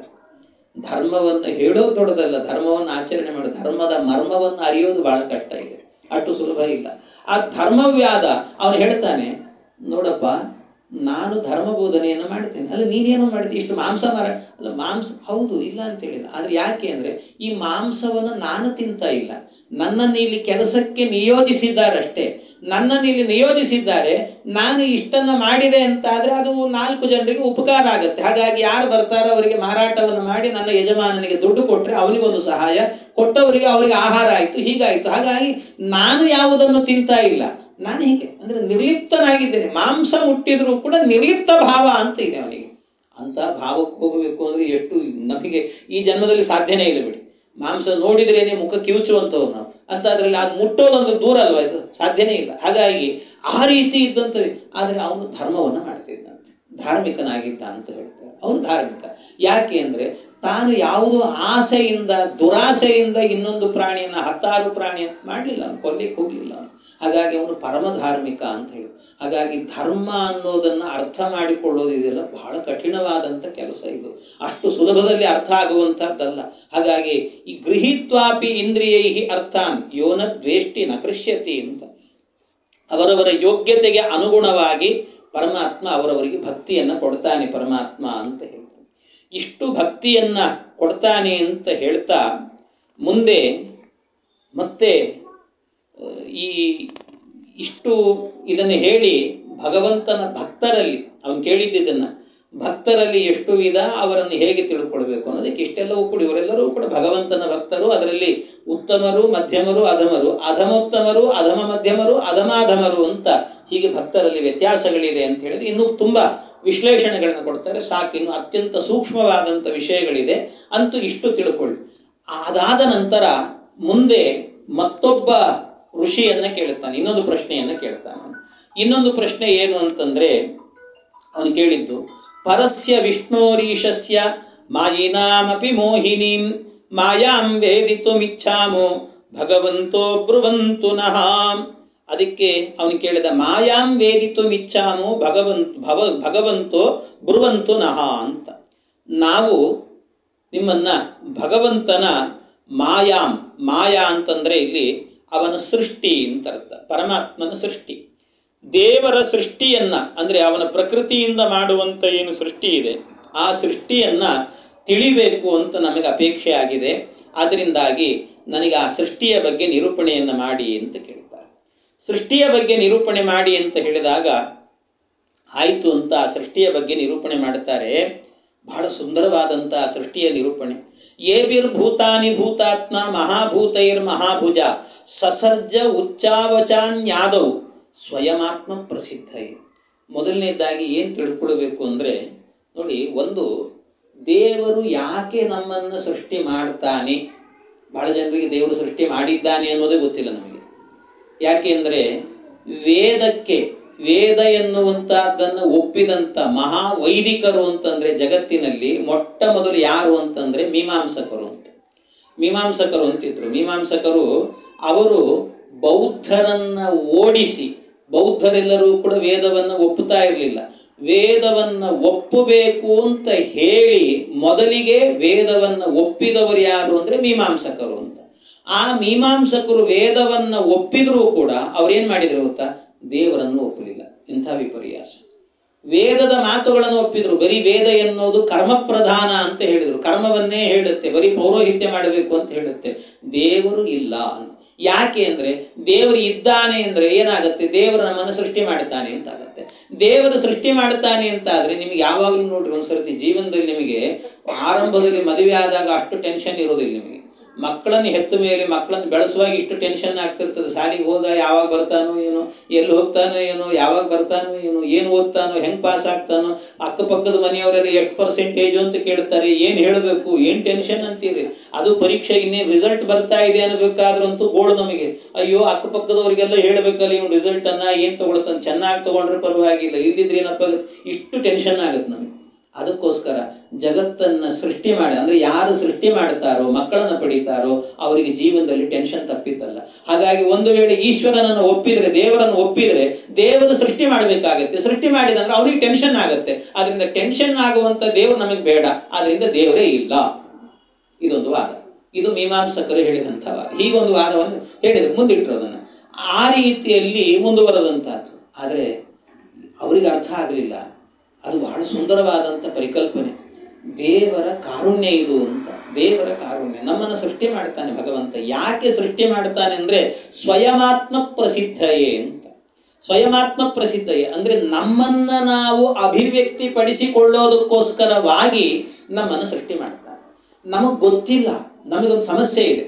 ಏನು ಅಂತ ಹೇಳಿದರೆ ನೋಡಿ, ನಿಮಗೊಂದು ಒಳ್ಳೆ ದೃಷ್ಟಾಂತ ಕೊಡ್ತೇನೆ. ಏನು ಅಂದರೆ, ಒಂದು ಭತ್ತ ಇದೆ, ಒಂದು ಮುಷ್ಟಿಯಷ್ಟು ಭತ್ತ ಇದೆ ನಮಗೆ. ಆ ಭತ್ತವನ್ನು ಒಂದು ಗೋಣಿ ಚೀಲದಲ್ಲಿ ಹಾಕಿ ಗಂಟು ಕಟ್ಟಿ ಮನೆಯಲ್ಲಿ ಒಂದು ಮೂಲೆಯಲ್ಲಿ ಬಿಸಾಕಿದ್ವಿ.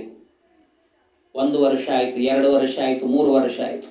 4ನೇ ವರ್ಷಕ್ಕೆ ಆ ಗೋಣಿ ಚೀಲವನ್ನು ತೆಗೆದು ನೋಡಿದರೆ ಏನಾಗುತ್ತೆ ಹೇಳಿ? ಒಳಗಿದ್ದಂಥ ಭತ್ತ ಎಲ್ಲವೂ ಕೂಡ ಹುಳ ಪಳ ತಿಂದು ಪುಡಿ ಪುಡಿ ಆಗಿ ಎಲ್ಲ ಏನೇನೋ ಆಗಿ ಹೋಗಿರುತ್ತೆ. ಅಕ್ಕಿ ಹಿಟ್ಟು ಸಿಗೋದಿಲ್ಲ ಅದರಲ್ಲಿ ನಮಗೆ. ಆ ಸ್ಥಿತಿಗೆ ಹೋಗಿರುತ್ತೆ. ಏನಿಲ್ಲ, ವ್ಯರ್ಥ. ಆದರೆ ಅದೇ ಭತ್ತವನ್ನು ನೀವು ಗೋಣಿಯಲ್ಲಿ ಕಟ್ಟಿ ಮೂಲೆಗೆ ಹಾಕೋದ್ರ ಬದಲಾಗಿ ಆ ಭತ್ತವನ್ನು ತೆಗೆದು ಭೂಮಿಯನ್ನು ಹಸನಾಗಿ ಮಾಡಿ ಆ ಭೂಮಿಯಲ್ಲಿ ಅದನ್ನು ಬಿತ್ತಿದ್ರಿ ಅಂತಾದರೆ ಏನಾಗುತ್ತೆ? ಅದರ ಸ್ವಭಾವ ಪ್ರಕಟವಾಗುತ್ತೆ. ಅದರ ಸ್ವಭಾವ ಏನು? ಅದರಿಂದ ಮೊಳಕೆ ಒಡೆಯುತ್ತೆ, ಅದು ಬರುತ್ತೆ, ಅದರಲ್ಲಿ ಮತ್ತೆ ಒಂದು ತೆನೆ ಬಿಡುತ್ತೆ. ಆ ತೆನೆಯಲ್ಲಿ ಒಂದು ಭತ್ತದಿಂದಾಗಿ ಸಾವಿರಾರು ಭತ್ತಗಳು ಹುಟ್ಟುತ್ತವೆ. ಮತ್ತೆ ಆ ತೆನೆ ಅಂದರೆ ತನ್ನ ಸ್ವಭಾವವನ್ನು ತೋರಿಸುತ್ತೆ. ನೀವು ಭೂಮಿಗೆ ಹಾಕಿದಾಗ ತನ್ನ ಸ್ವಭಾವ ಎನ್ನುವಂಥದ್ದು ಪ್ರಕಟವಾಗುತ್ತೆ. ಅದೇ ನೀವು ಆ ಭತ್ತವನ್ನು ನೀವು ಒಳಗಿಟ್ರಿ ಅಂತಾದರೆ ಹಾಳಾಗಿ ಹೋಗುತ್ತೆ. ಅದಕ್ಕೇನು ತನ್ನ ಸ್ವಭಾವ ತೋರಿಸ್ಕೊಳ್ಳಿಕ್ಕೆ ಆಗೋದಿಲ್ಲ, ತಾನೇನು ಸಾಧನೆ ಮಾಡಲಿಕ್ಕೆ ಆಗೋದಿಲ್ಲ. ಹಾಗೆ ದೇವರು ಕೂಡ ನಮ್ಮನ್ನು ಏನು ಮಾಡಿದ್ದಾನೆ ಅಂದರೆ, ಅವನ ಹೊಟ್ಟೆಯ ಒಳಗೆ ಒಂದು ಮೂಲೆಯಲ್ಲಿ ಭತ್ತವನ್ನು ನಾವು ಇಟ್ಟಂತೆ ಅವನ ಹೊಟ್ಟೆಯ ಒಳಗೆ ಇಟ್ಕೊಂಡಿದ್ದಾನೆ. ಆದರೆ ದೇವರು ನಮ್ಮಂಥ ದುಷ್ಟ ಅಲ್ಲ. ದೇವರು ಅವನು ಸಜ್ಜನ. ಆದ್ದರಿಂದ ದೇವರು ಅವನು ಒಳಗೆ ಇಟ್ಟು ಅದು ಕೊಳತು ಪುಡಿಯಾಗಿ ಹುಳ ತಿಂದು ಹೋಗುವಂತೆ ಮಾಡೋದಿಲ್ಲ. ದೇವರು ಮತ್ತೇನು ಮಾಡ್ತಾನೆ ಅಂದರೆ, ಹಸನಾದ ಭೂಮಿಯಲ್ಲಿ ಹಾಕಿ ಅದನ್ನು ಬಿತ್ತಿ ನಿನ್ನ ಸ್ವಭಾವವನ್ನು ತೋರಿಸು ಅಂತ ಹೇಳ್ತಾನೆ. ಅದಕ್ಕೋಸ್ಕರವಾಗಿ ಜೀವಗಳನ್ನೆಲ್ಲವನ್ನು ಕೂಡ ಹೊಟ್ಟೆ ಒಳಗೆ ಇಟ್ಟುಕೊಂಡಂಥ ಜೀವರಾಶಿಗಳನ್ನೆಲ್ಲ ಒಂದು ಸರ್ತಿ ಹೊರಗೆ ತೆಗೆದು ಹಾಕ್ತಾನಂತೆ ದೇವರು. ಯಾಕೆ ಅಂತಂದರೆ ನಿಮ್ಮ ಸ್ವಭಾವ ಗೊತ್ತಾಗಲಿ ಅಂತ. ಯಾಕೆ ನಮಗೆ ಬೀಜವನ್ನು ಭೂಮಿಯಲ್ಲಿ ಬಿತ್ತಿದಾಗ ಅಲ್ವಾ ಗೊತ್ತಾಗೋದು.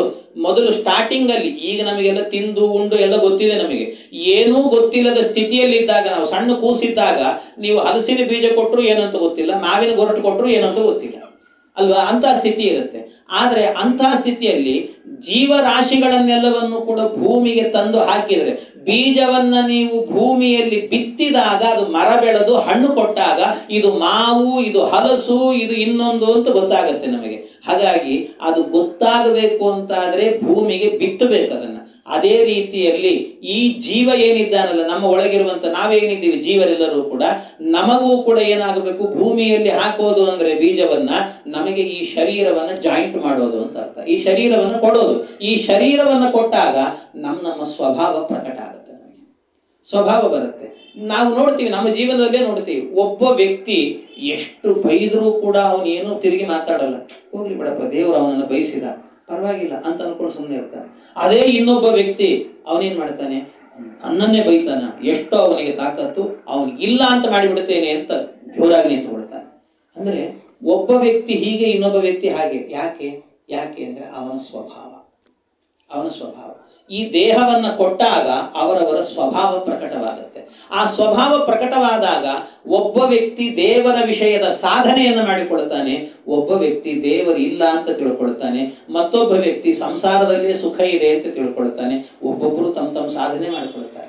ಹಾಗಾಗಿ ಸಾಧನೆ ಮಾಡಿಕೊಳ್ಳೋದಕ್ಕೋಸ್ಕರವಾಗಿ ಈ ದೇಹ ಎನ್ನುವಂತಹದ್ದು ಬೇಕು. ಆದ್ರಿಂದಾಗಿ ಭಗವಂತ ನಮ್ಮ ಮೇಲಿನ ಕಾರುಣ್ಯದಿಂದ ನೀವು ಉದ್ಧಾರ ಆಗ್ರಿ ಅನ್ನೋದಕ್ಕೋಸ್ಕರವಾಗಿ ಪರಮಾತ್ಮ ಏನು ಮಾಡ್ತಾನೆ ಅಂದರೆ ಈ ದೇಹವನ್ನು ಕೊಡ್ತಾನಂತೆ ದೇವರು. ಹೊರತು ಅವನಿಗೇನು ಪ್ರಯೋಜನ ಇಲ್ಲ ಇದರಿಂದ. ನೀವು ಉದ್ಧಾರ ಆಗಲಿ, ಬರೀ ನಮ್ಮ ಮೇಲೆ ಕಾರುಣ್ಯ ಪರಮಾತ್ಮನಿಗೆ. ಇಂಥ ಕಾರುಣ್ಯ ಏನು ಅಲ್ಲಿ ಎಲ್ಲಾದ್ರೂ ಹೀಗೊಂದು ಇರುತ್ತಾ ಜೀವನದಲ್ಲಿ? ವಿಚಾರ ಮಾಡಿ. ಯಾಕೆ ಅಂತಂದರೆ ಜೀವನದಲ್ಲಿ ಯಾರಾದರೂ ಕೂಡ ಒಂದು ಕೆಲಸವನ್ನು ಮಾಡಬೇಕಾದ್ರೆ ಪ್ರಯೋಜನ ಇಲ್ಲದೆ ಯಾರು ಮಾಡ್ತಾರೆ ಹೇಳಿ? ಪ್ರಯೋಜನ ಇಲ್ಲದೆ ಮಾಡ್ತಾರೆ ಅಂದರೆ ಯಾರೋ ಒಬ್ಬ ವ್ಯಕ್ತಿ ಇದ್ದಾನೆ, ಒಂದು ಮನೆ ಕಟ್ಟಿದ ಅಥವಾ ಇನ್ನೇನೋ ಮಾಡಿದ ಅಂದರೆ ಅವನಿಗೊಂದು ಪ್ರಯೋಜನ, ಅದಕ್ಕೇನೋ ದುಡ್ಡು ಬರುತ್ತೆ, ಇನ್ನೊಂದು ಬರ್ತದೆ, ಏನೋ ಇದೆ ಅವನಿಗೆ ದುಡ್ಡು, ಅದ್ರಲ್ಲಿ ಪ್ರಯೋಜನ ಇಲ್ಲದೆ ಯಾರು ಏನೋ ಕೆಲಸವನ್ನು ಮಾಡೋದಿಲ್ಲ, ಏನೋ ಒಂದು ಪ್ರಯೋಜನ. ಹಾಗಾಗಿ ಪ್ರಯೋಜನ ಅನುದ್ದಿಶ್ಯ ನಮಂದೋಪಿ ಪ್ರವರ್ತತೆ ಅಂತ ಒಬ್ಬ ಮಂದನಾದ ವ್ಯಕ್ತಿಯೂ ಕೂಡ ಪ್ರಯೋಜನ ಇಲ್ಲದೆ ಒಂದು ಕೆಲಸವನ್ನು ಮಾಡೋದಿಲ್ಲ. ಹಾಗಾಗಿ ದೇವರು ಕೂಡ ಈ ಸೃಷ್ಟಿ ಕೆಲಸವನ್ನು ಮಾಡ್ತಾನೆ ಅಂತಾದರೆ ಅವನಿಗೇನೋ ಒಂದು ಪ್ರಯೋಜನ ಇರಬೇಕಲ್ಲ. ಹೌದಪ್ಪ, ಒಂದು ಪ್ರಯೋಜನ ಇದೆ. ಹಾಗಾದರೆ ಅವನು ಪರಿಪೂರ್ಣ ಅಲ್ಲ. ಯಾಕೆ ಅಂದರೆ ಅವನಿಗೆ ಸೃಷ್ಟಿ ಮಾಡೋದ್ರಿಂದ ಏನೋ ಒಂದು ಪ್ರಯೋಜನ ಸಿಗುತ್ತೆ ಅಂದರೆ, ಹಾಗಾಗಿ ಅವನಿಗೆ ಸಿಗದೇ ಇದ್ದದ್ದು ಇವನಿಗೆ ಸಿಗುತ್ತಾ ಇದೆ, ಮೊದಲು ಸಿಕ್ಕಿರಲಿಲ್ಲ, ಸೃಷ್ಟಿ ಮಾಡಿದ್ರಿಂದ ಸಿಗುತ್ತೆ ಅಂದರೆ ಹಾಗಾದ್ರೆ ಏನಂತಾಯಿತು? ಸೃಷ್ಟಿಯಿಂದ ಸಿಕ್ಕಾಗ ಅವನು ಪೂರ್ಣನಾಗ್ತಾನೆ, ಅಲ್ಲಿ ತನಕ ಪೂರ್ಣ ಆಗಿರಲಿಲ್ಲ. ಹಾಗಾಗಿ ಪೂರ್ಣಮದ ಪೂರ್ಣವಿದಂ ಪೂರ್ಣ ಪೂರ್ಣಮದಚ್ಯತೆ ಅಲ್ಲ, ಪೂರ್ಣ ಅಲ್ಲ, ಅವನು ಪರಿಪೂರ್ಣ ಅಲ್ಲ ಅಂತಾಯಿತು ದೇವರು. ಹಾಗಾದ್ರೆ ಏನು ಮಾಡಬೇಕು? ಅಲ್ಲ, ಹಾಗಾದರೆ ಅವನಿಗೆ ಇಲ್ಲ, ಅವನಿಗೆ ಪ್ರಯೋಜನ ಇಲ್ಲ ಅಂತ ಹೇಳಿದರೆ, ಪ್ರಯೋಜನ ಇಲ್ಲದಿದ್ದರೆ ಕೆಲಸವೇ ಮಾಡಲ್ಲ ಯಾರು ಕೂಡ. ಯಾರು ಮಾಡ್ತಾರೆ ಜೀವನದಲ್ಲಿ? ಮಾಡಲ್ಲಲ್ವಾ? ಅಂದರೆ ಇದಕ್ಕೆ ಬಹಳ ಸುಂದರವಾದಂಥ ಒಂದು ದೃಷ್ಟಾಂತವನ್ನು, ಪ್ರಯೋಜನ ಇಲ್ಲದೆಯೂ ಮಾಡುವಂಥದ್ದು ಕೆಲವೆಲ್ಲ ಇದೆ ಅಂತ. ಪ್ರಯೋಜನ ಇಲ್ಲದೆಯೂ ಕೂಡ ಮಾಡ್ತಾರೆ ನೋಡಿ. ಈಗ ಉದಾಹರಣೆಗೆ ಹೇಳ್ತೇನೆ, ನೀರನ್ನು ನೀವು ಹಾಕಿದ್ರಿ, ಚೆಲ್ಲಿದ್ರಿ, ನೀರು ಕೆಳಗೆ ಚೆಲ್ಲಿದ ಕೂಡಲೇ ಅದು ಏನಾಗುತ್ತೆ? ಎಲ್ಲಿ ಸ್ಲೋಪ್ ಇರುತ್ತೆ ಅಲ್ಲಿ ಹರಿತಾ ಹೋಗುತ್ತೆ, ಎಲ್ಲಿ ಇಳಿಜಾಪಿರುತ್ತೋ ಅಲ್ಲೆಲ್ಲ ಹರಿತಾ ಹೋಗ್ತಾ ಇರುತ್ತದೆ ನೀರಿನ ಸ್ವಭಾವ. ಯಾಕೆ ಅದು ಕೆಳಮುಖವಾಗಿ ಹರಿಯುತ್ತೆ ನೀರು? ಏನು ಪ್ರಯೋಜನ ಅದಕ್ಕೆ? ಏನು ಪ್ರಯೋಜನ? ಏನು ಪ್ರಯೋಜನ ಇಲ್ಲ. ಮತ್ತೇನು? ಅದರ ಸ್ವಭಾವ ಅಷ್ಟೆ. ಅದರ ಸ್ವಭಾವ ಆಗಿರೋದಷ್ಟೇ. ನೀವು ಬೆಂಕಿ ಕಡ್ಡಿಯನ್ನು ಗೀರಿ ಆ ಕಡ್ಡಿ ಉರಿತಾ ಇರಬೇಕಾದ್ರೆ ಕೆಳಮುಖ ಮಾಡಿರಿ, ಆದರೆ ಉರಿಯೋದು ಹೇಗೆ ಅಂದರೆ ಮೇಲ್ಮುಖವಾಗಿ ಉರಿಯುತ್ತೆ. ಬೆಂಕಿ ಮೇಲ್ಮುಖವಾಗಿ ಉರಿಯುತ್ತೆ. ಯಾಕೆ ಕೆಳಮುಖವಾಗಿ ಉರಿಲಿ ಅಂತ ನಾನು ಕೆಳಗೆ ಮಾಡಿದ್ರು ಮತ್ತೆ ಮೇಲೆ ಬರ್ತದಲ್ಲ, ಅದು ನಮ್ಮ ಕೈಗೆ ಬಡೀತದೆ ಬೆಂಕಿ ಬೇರೆ. ಯಾಕಿದು ಅಂದರೆ ಅದರ ಸ್ವಭಾವ. ಇನ್ನೇನು ಹೇಳ್ತೀರಿ ನೀವು? ಬೇರೆ ಏನು ಹೇಳಲಿಕ್ಕೆ ಸಾಧ್ಯ? ಬೆಂಕಿ ಅದು ಕೆಳಮುಖವಾಗಿ ಹೋಗಲಿ ಅಂದರೂ ಕೂಡ ಮೇಲ್ಮುಖವಾಗಿ ಬರ್ತದೆ. ಯಾಕೆ? ಅದರ ಸ್ವಭಾವ. ನೀರು ಮೇಲ್ಮುಖವಾಗಿ ಹೋಗಲಿ ಅಂದರೂ ಕೂಡ ಅದು ಕೆಳಮುಖವಾಗಿ ಹರಿಯುತ್ತೆ. ಯಾಕೆ? ಅದರ ಸ್ವಭಾವ. ಇದು ಬಿಟ್ಟು ಇನ್ನೇನು ಹೇಳಲಿಕ್ಕೆ ಸಾಧ್ಯ? ಹಾಗೆ ಭಗವಂತನ ಸ್ವಭಾವ, ಅವನಿಗೆ ಯಾವ ಪ್ರಯೋಜನ ಇಲ್ಲ. ನೀರು ಕೆಳಮುಖವಾಗಿ ಹರಿಯುತ್ತೆ, ಏನು ಪ್ರಯೋಜನ? ಏನಿದೆ? ಏನೂ ಇಲ್ಲ. ಮಣ್ಣು ಏನಿದೆ? ಏನೂ ಇಲ್ಲ. ಬೆಂಕಿ ಮೇಲ್ಮುಖವಾಗಿ ಯಾಕೆ? ಏನೂ ಇಲ್ಲ. ಏನು ಪ್ರಯೋಜನ? ತನಗೇನು? ನಮಗಿರುವ ಪ್ರಯೋಜನ ಅದು ಮೇಲ್ಮುಖವಾಗಿ ಹರಿದ್ರಿಂದ ನಾವು ಪಾತ್ರೆ ಇಡ್ತೇವೆ, ಅನ್ನ ಮಾಡ್ತೇವೆ, ಎಲ್ಲ ಆಗ್ತದೆ, ನಮಗೆ ಪ್ರಯೋಜನ ಸರಿ. ಆದರೆ ಅದಕ್ಕೇನಾದರೂ ಪ್ರಯೋಜನ ಇದೆಯಾ? ಏನೂ ಇಲ್ಲ. ಅದರ ಸ್ವಭಾವ ಅಷ್ಟೇ. ಆ ಸ್ವಭಾವವನ್ನು ನಾವು ಯೂಟಿಲೈಸ್ ಮಾಡಿಕೊಳ್ತಾ ಇದ್ದೀವಿ ಆ ರೀತಿಯಲ್ಲಿ. ಹಾಗಾಗಿ ಭಗವಂತನು ಕೂಡ ಸೃಷ್ಟಿ ಮಾಡ್ತಾನೆ ಅಂತಂದರೆ ಅವನಿಗೇನಾದರೂ ಪ್ರಯೋಜನ ಇಲ್ಲ. ಮತ್ತೆ ಯಾಕೆ ಮಾಡ್ತಾನೆ? ಅವನ ಸ್ವಭಾವ. ಭಗವಂತನಿಗೆ ಏನು ಸ್ವಭಾವ? ನೀವೆಲ್ಲ ಉದ್ಧಾರ ಆಗಿರಿ ಅಂತೇಳಿ ಅವನು ಮಾಡೋ ಸ್ವಭಾವ ಅಂತ. ನಿಮ್ಮನ್ನು ಉದ್ಧಾರ ಮಾಡಬೇಕು ಅನ್ನೋದು ಸ್ವಭಾವ ಪರಮಾತ್ಮನಿಗೆ. ಬಿಟ್ಟರೆ ಇನ್ನೇನೂ ಇಲ್ಲ ಅಲ್ಲ. ಅದು ಜಡ. ನೀರು ಒಂದು ಜಡ, ಬೆಂಕಿ ಒಂದು ಜಡ. ಅದು ಯಾಕೆ ಹೀಗೆ ಅಂತ ಕೇಳಿದ್ರೆ ಅದು ಸ್ವಭಾವ. ಅಂದರೆ ಸ್ವಭಾವ ಅನ್ನಲಿಕ್ಕೆ ಅದಕ್ಕೆ ವಿಚಾರ ಮಾಡೋ ಶಕ್ತಿನೇ ಇಲ್ಲ. ಹಾಗಾಗಿ ಜಡ ಹೇಗೆ ಬೇಕಾದ್ರೆ ಇರಲಿ. ಆದರೆ ಭಗವಂತ ಮಹಾಬುದ್ಧಿವಂತ. ಅವನು ಬುದ್ಧಿವಂತನಾದವನು ಬರೀ ಸ್ವಭಾವ ಅಂತ ಅಂದ್ಕೊಂಡು ಹಿಂಗೆಲ್ಲ ಮಾಡಲಿಕ್ಕಾಗತ್ತಾ? ಅಂದರೆ ಕೆಲವು ಏನಿರುತ್ತಲ್ವ ಸ್ವಭಾವ ಅಂತಂದರೆ ಸ್ವಭಾವ, ಅದು ಪ್ರಯೋಜನ ಇರಬೇಕು ಅಂತಿಲ್ಲ. ಈಗ ಇನ್ನೊಂದು ಉದಾಹರಣೆ ಹೇಳಬೇಕು ಅಂದರೆ ನಿಮಗೆ, ಕೆಲವರು ಸಂಗೀತಗಾರರು ಇರ್ತಾರೆ, ಹಾಡು ಹೇಳ್ತಿರ್ತಾರೆ.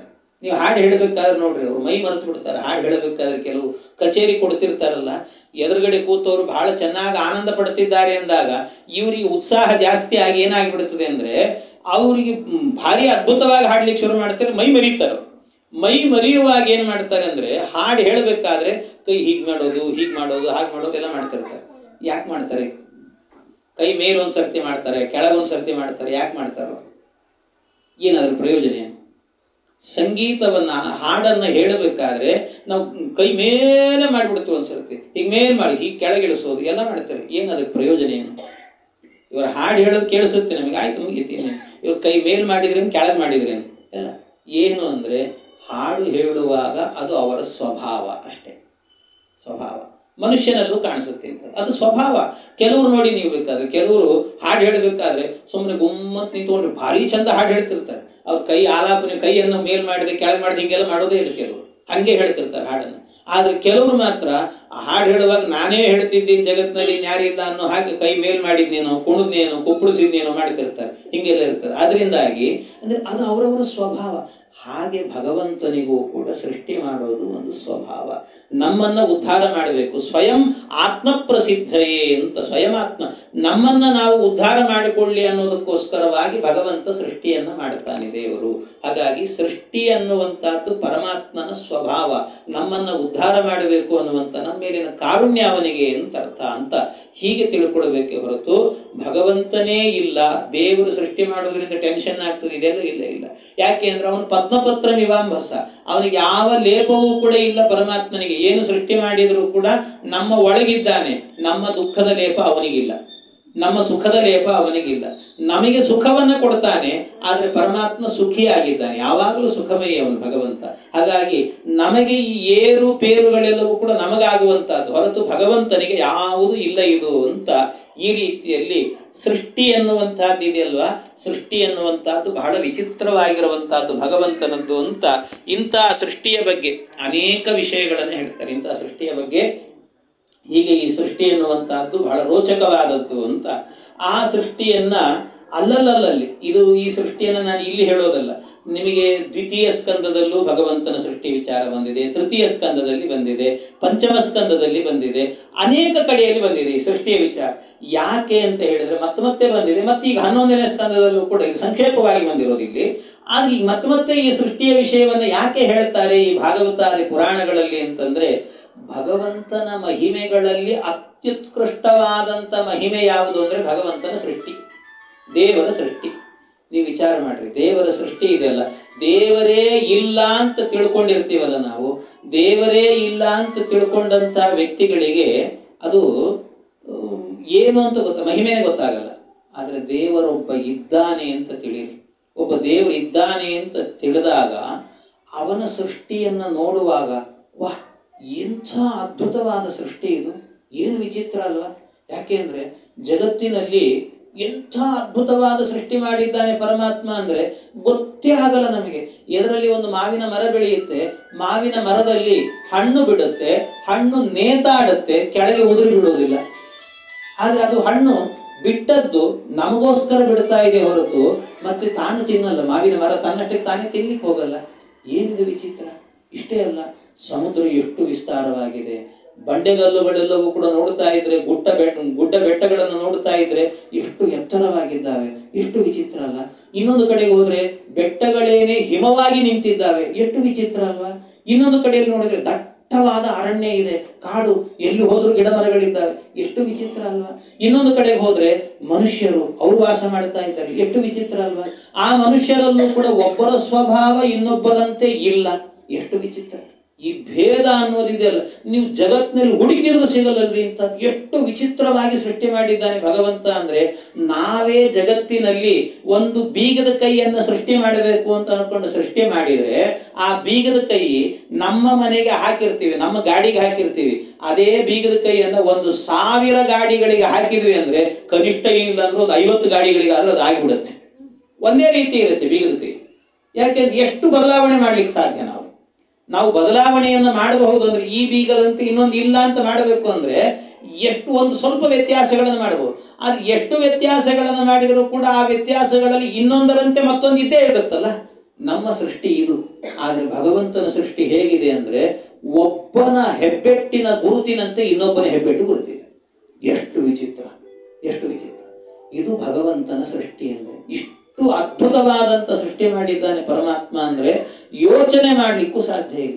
ಆದ್ದರಿಂದ ಭಗವಂತನ ಸೃಷ್ಟಿಯ ಮಹಿಮೆಯನ್ನು ತಿಳಿದಾಗ ಭಗವಂತ ಎಷ್ಟು ದೊಡ್ಡವನಪ್ಪ ಅಂತ ನಮಗೊಂದು ಅವನ ಬಗ್ಗೆ ಒಂದು ಭಕ್ತಿಯ ಭಾವ ಎನ್ನುವುದು ಮೂಡುತ್ತೆ. ಅದಕ್ಕೋಸ್ಕರ ಭಾಗವತಾದಿ ಪುರಾಣಗಳಲ್ಲಿ ಅಲ್ಲಲ್ಲಿ ದೇವರ ಸೃಷ್ಟಿಯ ವಿಚಾರಗಳನ್ನು ಹೇಳ್ತಾ ಹೋಗ್ತಾರೆ. ಹೀಗೆ ಭಗವಂತ ಯಾಕೆ ಸೃಷ್ಟಿ ಮಾಡ್ತಾನೆ ಅಂದರೆ ನಮ್ಮನ್ನು ಉದ್ಧಾರ ಮಾಡಲಿಕ್ಕೆ ಸೃಷ್ಟಿ ಮಾಡ್ತಾನೆ ಅಂತ ಹೇಳಿದರು. ಇದಾದ ಮೇಲೆ ಮುಂದೆ ಇದರ ಜೊತೆಗೆ ಇನ್ನೂ ಅನೇಕ ವಿಚಾರ ಹೇಳಿದ್ದಾನೆ. ಕಡೆಗೆ ಮುಂದೆ ಇನ್ನೊಂದು ಪ್ರಶ್ನೆ ಮಾಡ್ತಾನೆ ನಿಮಿರಾಜ. ಏನು ಪ್ರಶ್ನೆ ಅಂತಂದರೆ, ಯಥೈತಾಂ ಐಶ್ವರೀಂ ಮಾಯಾಂ ದುಸ್ತರಾಂ ಅಕೃತಾತ್ಮಭಿಃ ತರಂತ್ಯಂಜಃ ಸ್ಥೂಲದಿಯಃ ಮಹರ್ಷಃ ಗಿದಮುಚ್ಯತಾಂ ಅಂತ. ಈ ಶಾಸ್ತ್ರಜ್ಞಾನವನ್ನು ಸಂಪಾದನೆ ಮಾಡಿದವರಿಗೆ ಭಗವಂತನ ಮಾಯೆ ಅಂದರೆ ಬಂಧನ, ಪ್ರಕೃತಿಯ ಬಂಧನ ಇದೆ ಅಲ್ವಾ, ಇದು ದಾಟೋದು ಅಸಾಧ್ಯ. ಇದು ದಾಟಲಿಕ್ಕೆ ಸಾಧ್ಯ ಇಲ್ಲ. ಅಂಥದ್ದು ಪಾಮರರಾದವರು ಇದನ್ನು ಹೇಗೆ ದಾಟಬೇಕು? ಈ ಸಂಸಾರದ ಸಮುದ್ರವನ್ನು ದಾಟಿ ಮುಂದಕ್ಕೆ ಹೋಗಬೇಕು. ನಾವು ಭಗವಂತನ ಸನ್ನಿಧಿಗೆ ಹೋಗಬೇಕು. ಅದಕ್ಕೆ ಹೇಗೆ ದಾಟೋದು? ಈ ಸಂಸಾರವನ್ನು ದಾಟಿ ಹೋಗಬೇಕು ಅಂದರೆ ನಾವು ಹೇಗೆ ಬದುಕಬೇಕು? ನಮ್ಮ ಬದುಕು ಹೇಗಿರಬೇಕು? ದಾಟಲಿಕ್ಕೆ ಏನು ಪ್ರಯತ್ನವನ್ನು ಮಾಡಬೇಕು ನಾವು ಅಂತ ಈ ಪ್ರಶ್ನೆಯನ್ನು ಮುಂದಿಡ್ತಾನೆ. ಈ ಪ್ರಶ್ನೆಯನ್ನು ಮುಂದಿಟ್ಟಾಗ ಆಗ ಮತ್ತೊಬ್ಬ ಋಷಿ ಕವಿಹಿ ಹರಿಹಿ ಆಮೇಲಾಗಬೇಕಾದ್ರೆ ಪ್ರಬುದ್ಧ ಅಂತ, ಅಂತರಿಕ್ಷ ಆಯಿತು, ಈಗ ಪ್ರಬುದ್ಧ ಹೇಳ್ತಾ ಇದ್ದಾನೆ. ಪ್ರಬುದ್ಧ ಅವನು ಬಹಳ ಸುಂದರವಾಗಿ ಈ ಸಂಸಾರವನ್ನು ದಾಟುವ ಬಗೆಯನ್ನು ಬಹಳ ಸುಂದರವಾದಂಥ ನಿರೂಪಣೆಯನ್ನು ಮಾಡ್ತಾನೆ. ಅದು ಒಂದು ಶ್ಲೋಕದಲ್ಲಿ ಹೇಳಿದರೆ ಮುಗಿಯಲ್ಲ, ಅದು ಬೇಗನೆ. ಹಾಗಾಗಿ ಸ್ವಲ್ಪ ವಿಸ್ತಾರವಾಗಿದೆ. ಅದನ್ನು ಮತ್ತೆ ನಾಳೆ ದಿವಸ ಸೇರಿದಾಗ ಅದರ ಚಿಂತನೆಯನ್ನು ಮಾಡೋಣ ಅಂತ ಹೇಳ್ತಾ ಇಂದಿನ ಉಪನ್ಯಾಸ ಕೃಷ್ಣ ಅರ್ಪಣೆ.